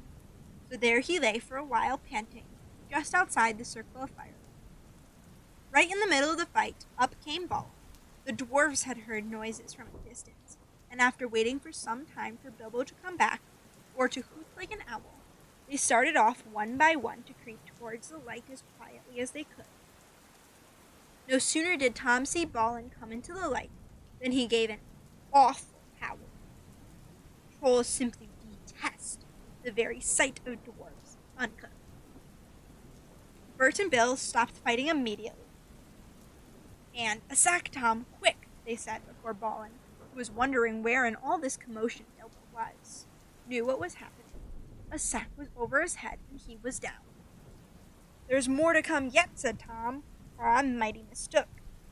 Lots and none at all it is, said he. No burra hobbits, but lots of these here dwarves. That's about the shape of it. I reckon you're right, said Bert, and we'd best get out of the light. And so they did, with sacks in their hands that they used for carrying off mutton and other plunder. They waited in the shadows, as each dwarf came up and looked at the fire, and the spilled jugs and the gnawed mutton. In surprise, pop!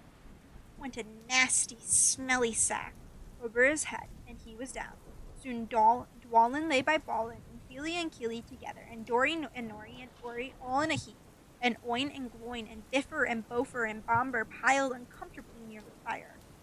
That'll teach 'em, said Tom, for Biffer and Bomber had given a lot of trouble and fought like mad, as dwarves will when cornered. Thorin came last, and he was not caught unawares. He came expecting mischief, and didn't need to see his friend's legs sticking out of sacks to tell him that things were not all well.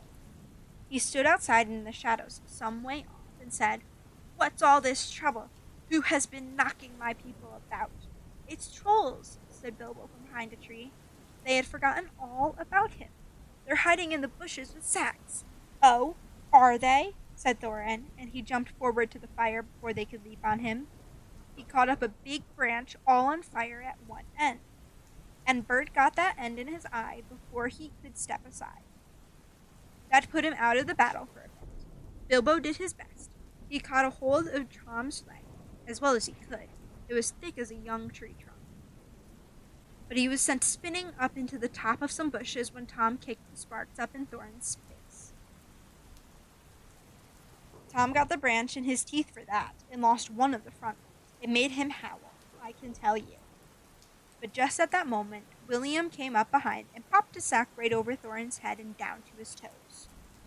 And so the fight ended. A nice pickle they were all in now, all neatly tied up in sacks with 3 angry trolls, and 2 with burns and bashes, to remember, sitting by them, arguing whether they should roast them slowly, or mince them fine and boil them, or just sit on them one by one and squash them into jelly. And Bilbo up in a bush, with his clothes and his skin torn, not daring to move for fear they should hear him. It was just then that Gandalf came back, but no one saw him. The trolls had just decided to roast the dwarves now and eat them later. That was Bert's idea, and after a lot of arguing, they had all agreed to it. "No good roasting 'em now. It'd take all night," said a voice. Bert thought it was William's. "Don't start the argument all over again, Bill," he said, "or it will take all night." "Who's arguing?" said William, who thought it was Bert that had spoken. "You are," said Bert. "You're a liar," said William. And so the argument began all over again. In the end, they decided to mince them fine and boil them. So they got a great black pot, and they took out their knives. No good boiling 'em. We ain't got no water, and it's a long way to the well and all, said a voice. Bert and William thought it was Tom's. Shut up, said they, or we'll never have done, and yer can fetch the water yourself if yer say any more. Shut up yourself, said Tom, who thought it was William's voice. Who's arguing but you? I'd like to know. You're a booby, said William. Booby yourself, said Tom. And so the argument began all over again, and went on hotter than ever, until at last they decided to sit on the sacks one by one and squash them, and boil them next time. Who shall we sit on first? Said the voice. Better sit on the last fellow first, said Bert, whose eye had been damaged by Thora. He thought Tom was talking. Don't talk to yourself, said Tom. But if he wants to sit on the last one, sit on him. Which is he? The one with the yellow stockings, said Bert. Nonsense, the one with the gray stockings, said a voice like William's. I made sure it was yellow. Yellow it was, said William. Then what did you say it was gray for, said Bert. I never did. Tom said it. That I never did. It was you. 2-1, so shut your mouth, said Bert. Who are you a-talking to? Now stop it, said Tom and Bert together. The night's getting on, and dawn comes early. Let's get on with it. Dawn take you all and be stoned to you, said a voice that sounded like William's, but it wasn't. For just at that moment, the light came over the hill, and there was a mighty twitter in the branches. William never spoke, for he stood turned to stone as he stooped, and Bert and Tom were struck like rocks as they looked at him. And there they stand to this day, all alone, unless the birds perch on them. For trolls, as you probably know, must be underground before dawn, or they go back to the stuff of the mountains they are made of, and never move again. That is what happened to Bert and Tom and William. Excellent, said Gandalf, as he stepped from behind a tree and helped Bilbo to climb down out of a thorn bush. Then Bilbo understood. It was the wizard's voice that had kept the trolls bickering and quarreling until the light came and made an end of them. The next thing was to untie the sacks and let out the dwarfs. They were nearly suffocated and very annoyed. They had not at all enjoyed lying there listening to the trolls making plans for roasting them and squashing them and mincing. They had to hear Bilbo's account of what had happened to him twice over before they were satisfied. Silly time to go practicing pinching and pocket picking, said Bomber, when what we wanted was fire and food. And that's just what you wouldn't have got of those fellows without a struggle in any case, said Gandalf. Anyhow, you are wasting time now. Don't you realize that the trolls must have a cave or a hole dug somewhere near to hide from the sun in? We must look into it. They searched about and soon found the marks of trolls' stony boots going away through the trees. They followed the tracks up the hill until, hidden by the bushes, they came on a big door of stone leading to a cave. They could not open it, not though they all pushed, while Gandalf tried various incantations. Would this be any good? Asked Bilbo when they were getting tired and angry. I found it on the ground, where the trolls had their fight.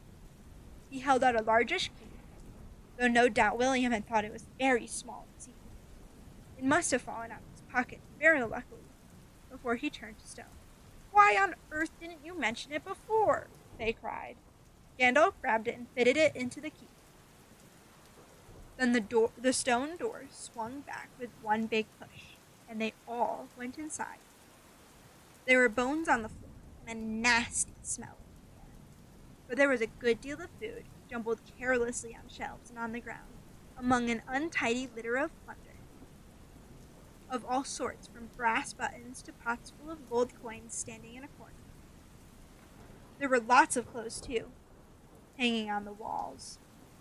Too small for trolls. I'm afraid they belonged to dwarves. And among them were several swords of various makes, shapes, and sizes. Two caught their eyes particularly because of their beautiful scabbards and jeweled hilts.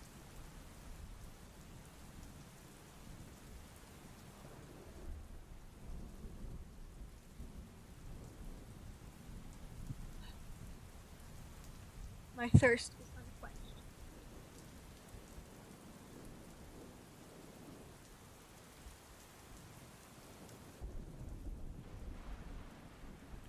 Gandalf and Thorin each took one of these, and Bilbo took a knife in a leather sheath. It would have made only a tiny pocket knife for a troll, but it was good as a short sword for the hobbit. They looked like good blades, said the wizard, half drawing them and looking at them curiously. They were not made by any troll, nor by any smith among men in these parts and days. And when we can read the runes on them, we shall know more about them. Let's get out of this horrible smell, said Feely. So they carried out the pots of coins, and such food as was untouched and looked fit. Also 1 barrel of ale, which was still full. By that time they felt like breakfast, and being very hungry they did not turn their noses up at what they had got from the troll's larder. Their own provisions were very scanty. Now they had bread and cheese, and plenty of ale, and bacon to toast in the embers of the fire. Whew. After that they slept, for their night had been disturbed, and they did nothing more till the afternoon. Then they brought up their ponies and carried away the pots of gold, and buried them very secretly, not far from the track by the river, putting a great many spells over them, just in case they had ever had the chance to come back and recover them. When that was done, they all mounted once more and jogged along again on the path towards the east. Where did you go to, if I may ask? Said Thorin to Gandalf as they rode along. To look ahead, said he. And what brought you back in the nick of time? Looking behind, said he. Exactly, said Thorin. But could you be more plain? I went on to spy out our road. It will soon become dangerous and difficult. Also, I was anxious about replenishing our small stock of provisions. I had not gone very far when I met a couple of friends of mine from Rivendell. What's that? Asked Bilbo. Don't interrupt, said Gandalf. You will get there in a few days now, if we're lucky, and find out all about it. As I was saying, I met 2 of Elrond's people. They were hurrying along for fear of the trolls. It was they who told me that 3 of them had come down from the mountains and settled in the woods not far from the road. They had frightened everyone away from the district, and they waylaid strangers. I immediately had a feeling that I was wanted back. Looking behind, I saw a fire in the distance and made for it. So now you know. Please be more careful next time, or we shall never get anything. Thank you, said Thorin. You have made such an accurate assessment of Bilbo's character. So immediately.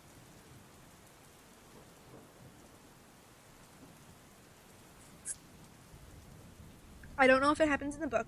I haven't gotten to that part. But in the movie, he does genuinely throw rocks at people's heads instead of using a sword.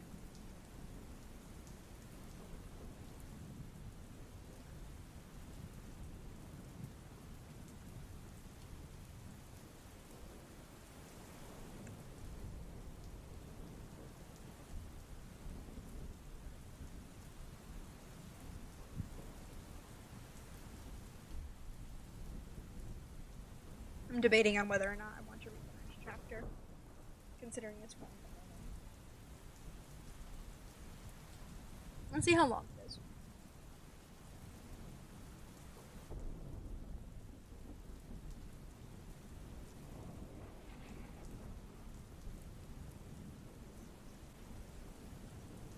Oh. Less than 10 pages. We're reading the next chapter. Giving myself a few seconds. A couple chips, because I'm starving. Some chitter chatter. Ah! I forgot it was Savvy tomorrow. I don't know if I'll be there. I'll have to see what time in his home. I'll try to wish you happy early birthday, and I'll try to wish you one on your actual birthday.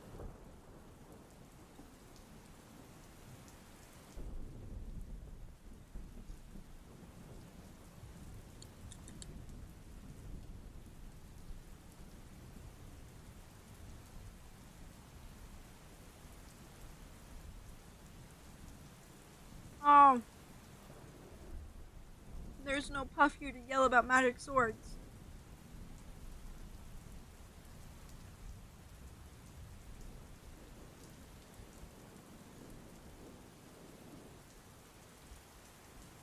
I get those from time to time. It's okay.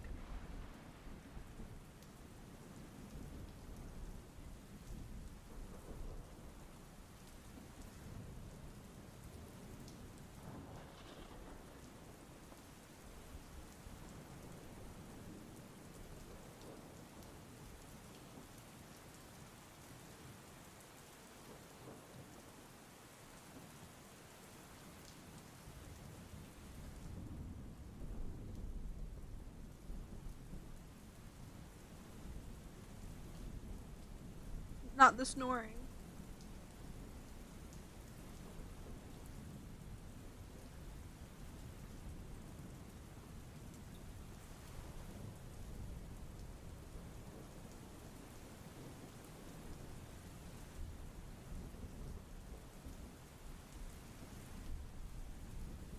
He's eepy. I should be.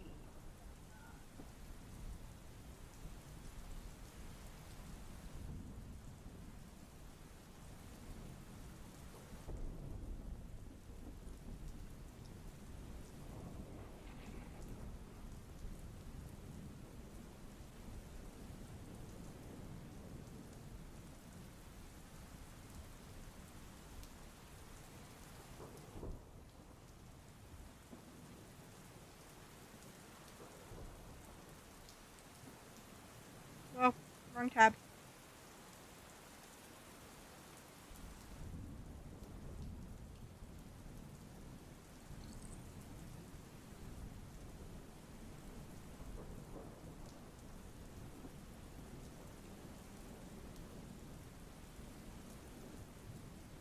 Yeah. I don't know what to say. I'm munching on chips really quickly because it's starting to hurt how hungry I am. Um, but like, I think this book reads very similarly to a children's story. I don't know if you've noticed that. I know not all of the words are like children's story level, but the pacing and the overall tone and like vibe and like how the conflicts are characterized, this book reads very much like a children's story. And then it's very intentional. And I'm kind of nerding out about it, but I'm also trying not to spoil it. It was actually a kid's bedtime story. Like, Tolkien legitimately was writing it, was telling it to his kids, and ended up writing it down because his son kept calling him out on inconsistencies.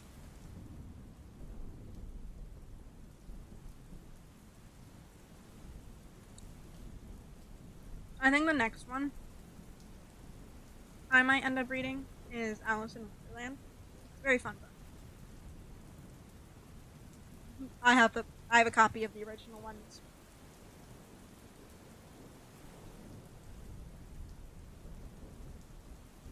Alice in Wonderland and Through the Looking Glass are actually far more interesting than people realize. People also don't tend to realize that there's two books, or that they're books at all. But I feel like Disney really did it a disservice, having read both books. I've never seen Tim Burton's, um, but I quite enjoy the books, and they're also like that children's bedtime story vibe.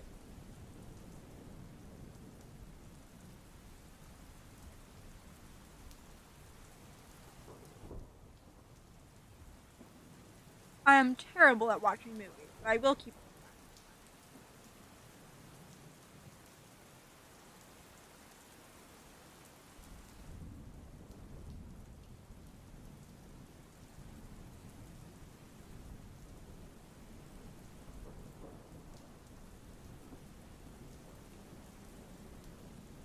I highly recommend both the Hobbit trilogy and the Lord of the Rings trilogy.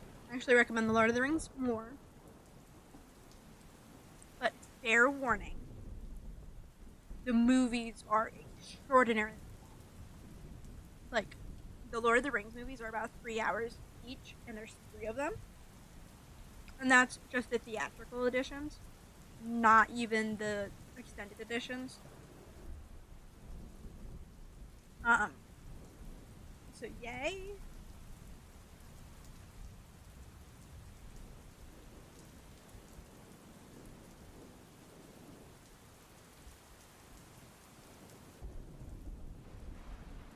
Mm-hmm.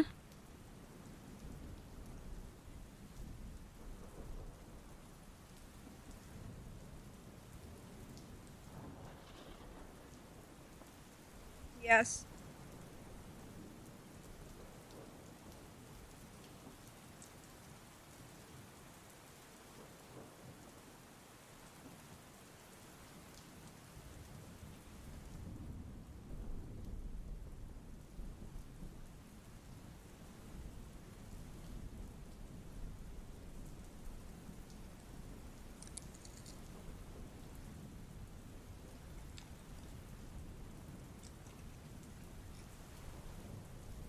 Okay, chips aside.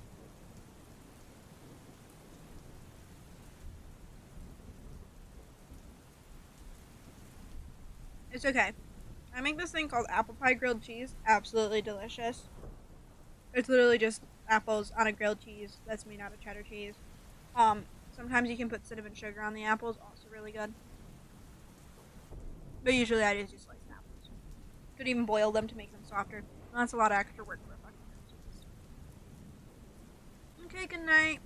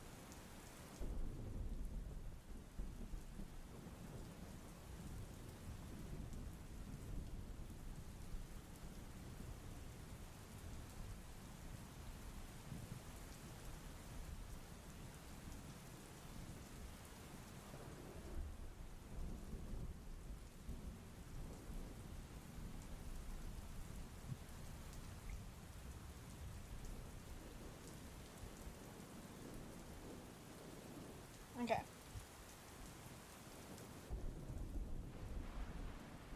We're gonna do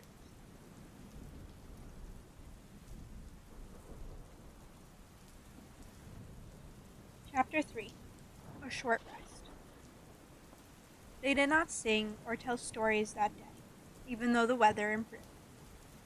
Nor the next day, nor the day after. They had begun to feel that danger was not far away on either side. They camped under the stars, and their horses had more to eat than they had, for there was plenty of grass. But there was not much in their bags, even with what they had got from the trolls. One morning they forded a river at a wide, shallow place full of the noise of stones and foam. The far bank was steep and slippery when they got to the top of it, leading their ponies. They saw that the great When they got to the top of it, leading their ponies, they saw that the great mountains had marched down very near to them. Already they seemed only a day's easy journey from the feet of the nearest. Dark and drear it looked, though there were patches of sunlight on its brown sides, and behind its shoulders the tips of snow peaks gleamed. "Is that the mountain?" asked Bilbo in a solemn voice, looking at it with round eyes. He had never seen such a thing that looked so big before. "Of course not," said Balin. "This is only the beginning of the Misty Mountains. We've got to get through or over or under those somehow. And before we can come into Wilderland beyond, and is a deal of a way even from the other side of them to the lonely mountain in the east where Smaug lies on our treasure." "Oh!" said Bilbo, and just at that moment he felt more tired than he ever remembered feeling before. He was thinking once again of his comfortable chair before the fire in his favorite sitting room in his hobbit hole, and of the kettle singing, not for the last time. Now Gandalf led the way. We must not miss the road, or we shall be done for, he said. We need food for one thing, and rest in reasonable safety.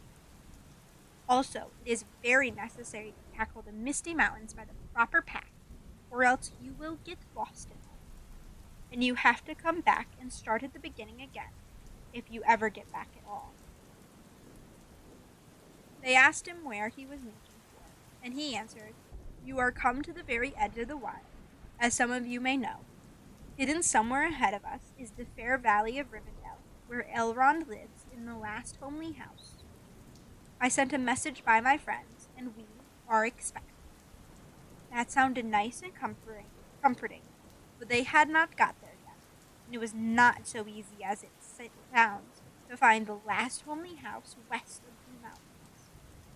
There seemed to be no trees and no valleys and no hills to break the ground in front of them, only one vast slope going slowly up and up to meet the feet of the nearest mountain.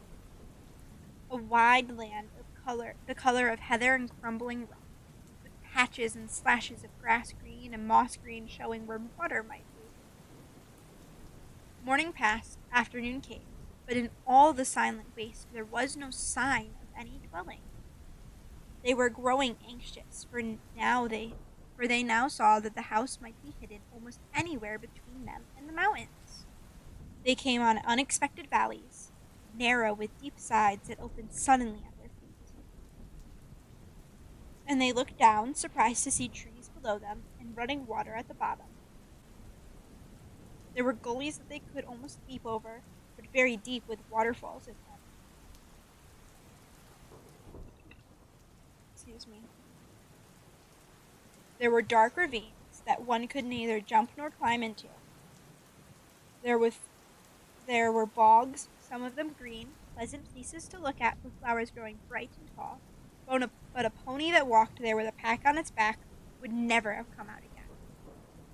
It was indeed a much wider land from the ford to the mountains than ever you would have guessed, and Bilbo was astonished. The only path was marked with white stones, some of which were small, and others were half covered with moss or heather. Altogether, it was a very slow business, following the track, even guided by Gandalf, who seemed to know his way about pretty well. His head and beard wagged this way and that as he looked for the stones, and they followed his head, but they seemed no nearer to the end of the search when the day began to fail. Tea time had long gone by, and it seemed supper time would soon do the same. There were moths fluttering about them, and the light became very dim, for the moon had not risen. Bilbo's pony began to stumble over roots and stone. They came to the edge of a steep fall in the ground so suddenly that Gandalf's horse nearly slipped down the slope. "Here it is at last!" he called, and the others gathered round him and looked over the edge. They saw a valley far below. They could hear the voice of a hurrying water in a rocky bed at the bottom. The scent of trees was in the air, and there was a light on the valley side across the water. Bilbo never forgot the way they slithered and slipped in the dusk down the steep zigzag path into the secret valley of Rivendell. The air grew warmer as they got lower, and the smell of the pine trees made him drowsy, so that every now and again he nodded and nearly fell off, or bumped his nose on the pony's neck. Their spirits rose as they went, down and down. The trees changed to beech and oak, and there was a comfortable feeling in the twilight.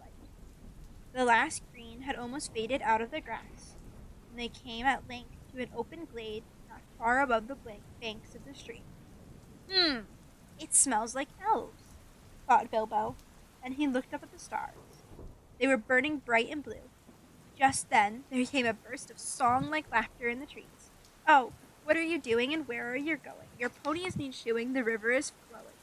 Oh, tra-la-la-lally, here, oh, tra-la-la-lally, here down in the valley. Oh, what are you seeking, and what are you making?" There's a slur in this.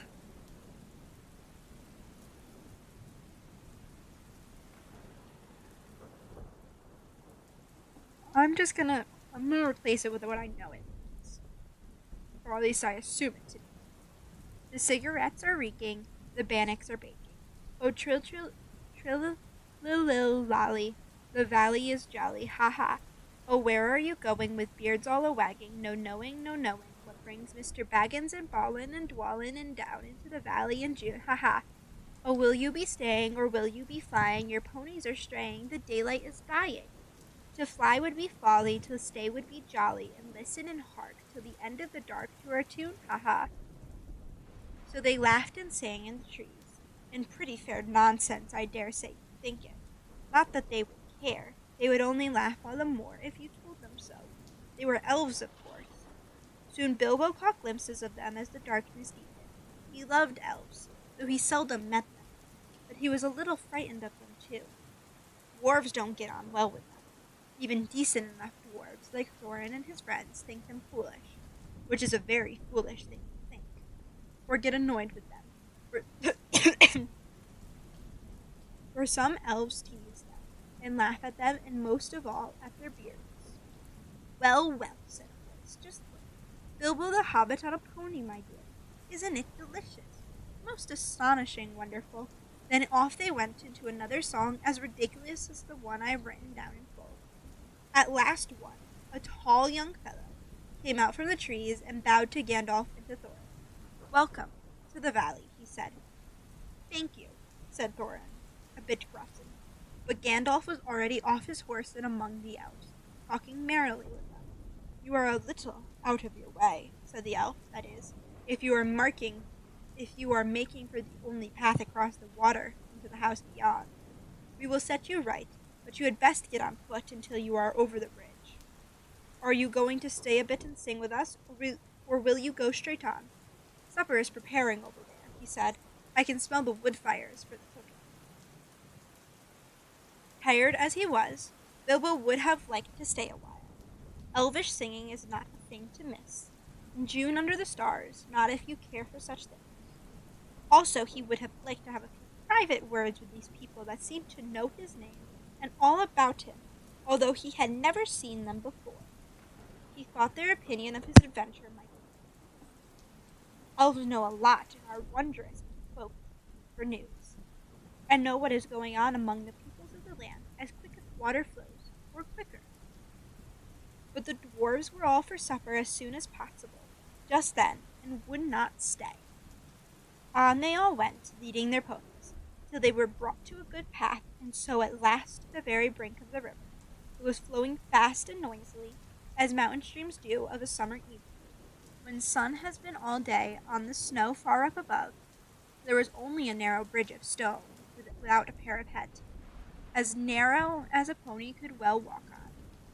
And over that they had to go, slow and careful, one by one, each leading his pony by the bridle. The elves had brought bright lanterns to the shore, and they sang a merry song as the party went across. Don't dip your beard in the foam, father, they cried to Thorin, who was bent almost onto his hands and knees. It is long enough without watering it. Mind Bilbo doesn't eat all the cakes, they called. He is too fat to get through keyholes yet. Hush, hush, good people, and good night, said Gandalf, who came last. Valleys have ears, but some elves have over-merry tongues. Good night. And so at last they all came to the last homely house, and found its doors flung wide. Oopsies, Now it is a strange thing. The things that are good to have, and days that are good to spend, are soon told about, and not much to listen to. While things that are uncomfortable, palpitating, and even gruesome may make a good tale, and take a deal of telling anyway. They stayed long in that good house, 14 days at least, and they found it hard to leave. Bilbo would gladly have stopped there forever and ever, even supposing a wish would have taken him right back to his hobbit hole without trouble. Yet there is little to tell about their stay. The master of their house was an elf friend, one of those people whose fathers came into the strange stories before the beginning of history, the wars of the evil goblins and the elves, and the first men in the north. In those days of our tale, there were still some people who had both elves and heroes of the north for ancestors, and Elrond, the master of the house, was their chief. He was as noble and as fair in face as an elf lord, as strong as a warrior, as wise as a wizard, as venerable as a king of dwarves. Venerable as a king of dwarves? Never said that word out loud. And as kind as summer. He comes into many tales, but his part in the story of Bilbo's great adventure is only a small one, though important, as you will see, if we ever get to the end of it. His house was perfect, whether you liked food or sleep or work or storytelling or singing or just sitting and thinking best, or a pleasant mixture of them all. Evil things did not come into that valley. I wish I had time to tell you even a few of the tales, or one or two of the songs that they heard in that house. All of them, the ponies as well, were refreshed and strong in a few days there. Their clothes were mended as well as their bruises, their tempers, and their hopes. Their bags were filled with food and provisions light to carry, but strong to bring them over the mountain passes. Their plans were improved with the best advice, so the time came to Midsummer Eve, and they were to go on again with the early sun on midsummer morning. Elrond knew all about runes of every kind. That day he looked at the swords that they had brought from the troll's lair, and he said, "These are not troll make, they are old swords, very old swords of the high elves of the west, my kin. They were made in Gondolin for the goblin wars. They must have come from a dragon's hoard of goblin plunder, for dragons and goblins destroyed that city many ages ago. This, Thorin, the rune's name Orcrist, the goblin king, in the ancient tongue of Gondolin. It was a famous blade. This Gandalf was Glamdring, Bowhammer, that the king of Gondolin wore. Keep them well. Whence did the trolls get them, I wonder, said Thorin, looking at his sword with new interest. I could not say, said Elrond, but one may guess that your trolls had plundered other plunderers, or come on the remnants of old robberies in some hold in the mountains of the north. I have heard that there are still forgotten treasures of old to be found in the deserted caverns of the mines of Moria, since the dwarf and goblin war. Thorin pondered these words. I will keep this sword in honor, he said. May it soon cleave goblins once again. A wish that is likely to be granted soon enough in the mountains, said Elrond. But show me now your map. He took it and gazed long at it, and he shook his head. For if he did not altogether approve of dwarves and their love of gold, he hated dragons and their cruel wickedness, and he grieved to remember the ruin of the town of Dale and its merry bells, and the burned banks of the bright river running. The moon was shining in a broad silver crescent. He held up the map, and the white light shone through it.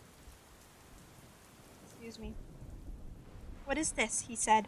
There are moon letters here, beside the plain runes, which say 5 feet high the door, and 3 may walk abreast.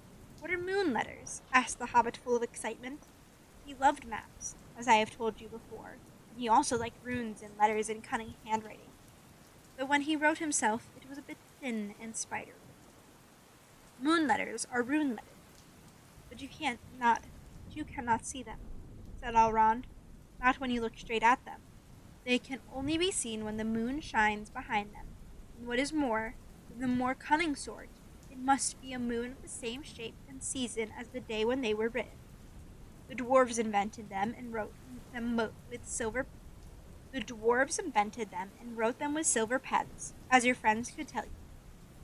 These must have been written on a midsummer's eve in a crescent moon a long while ago. What do they say? Asked Gandalf and Thorin together, a bit vexed, perhaps, that even Elrond should have found this out first, though really there had not been a chance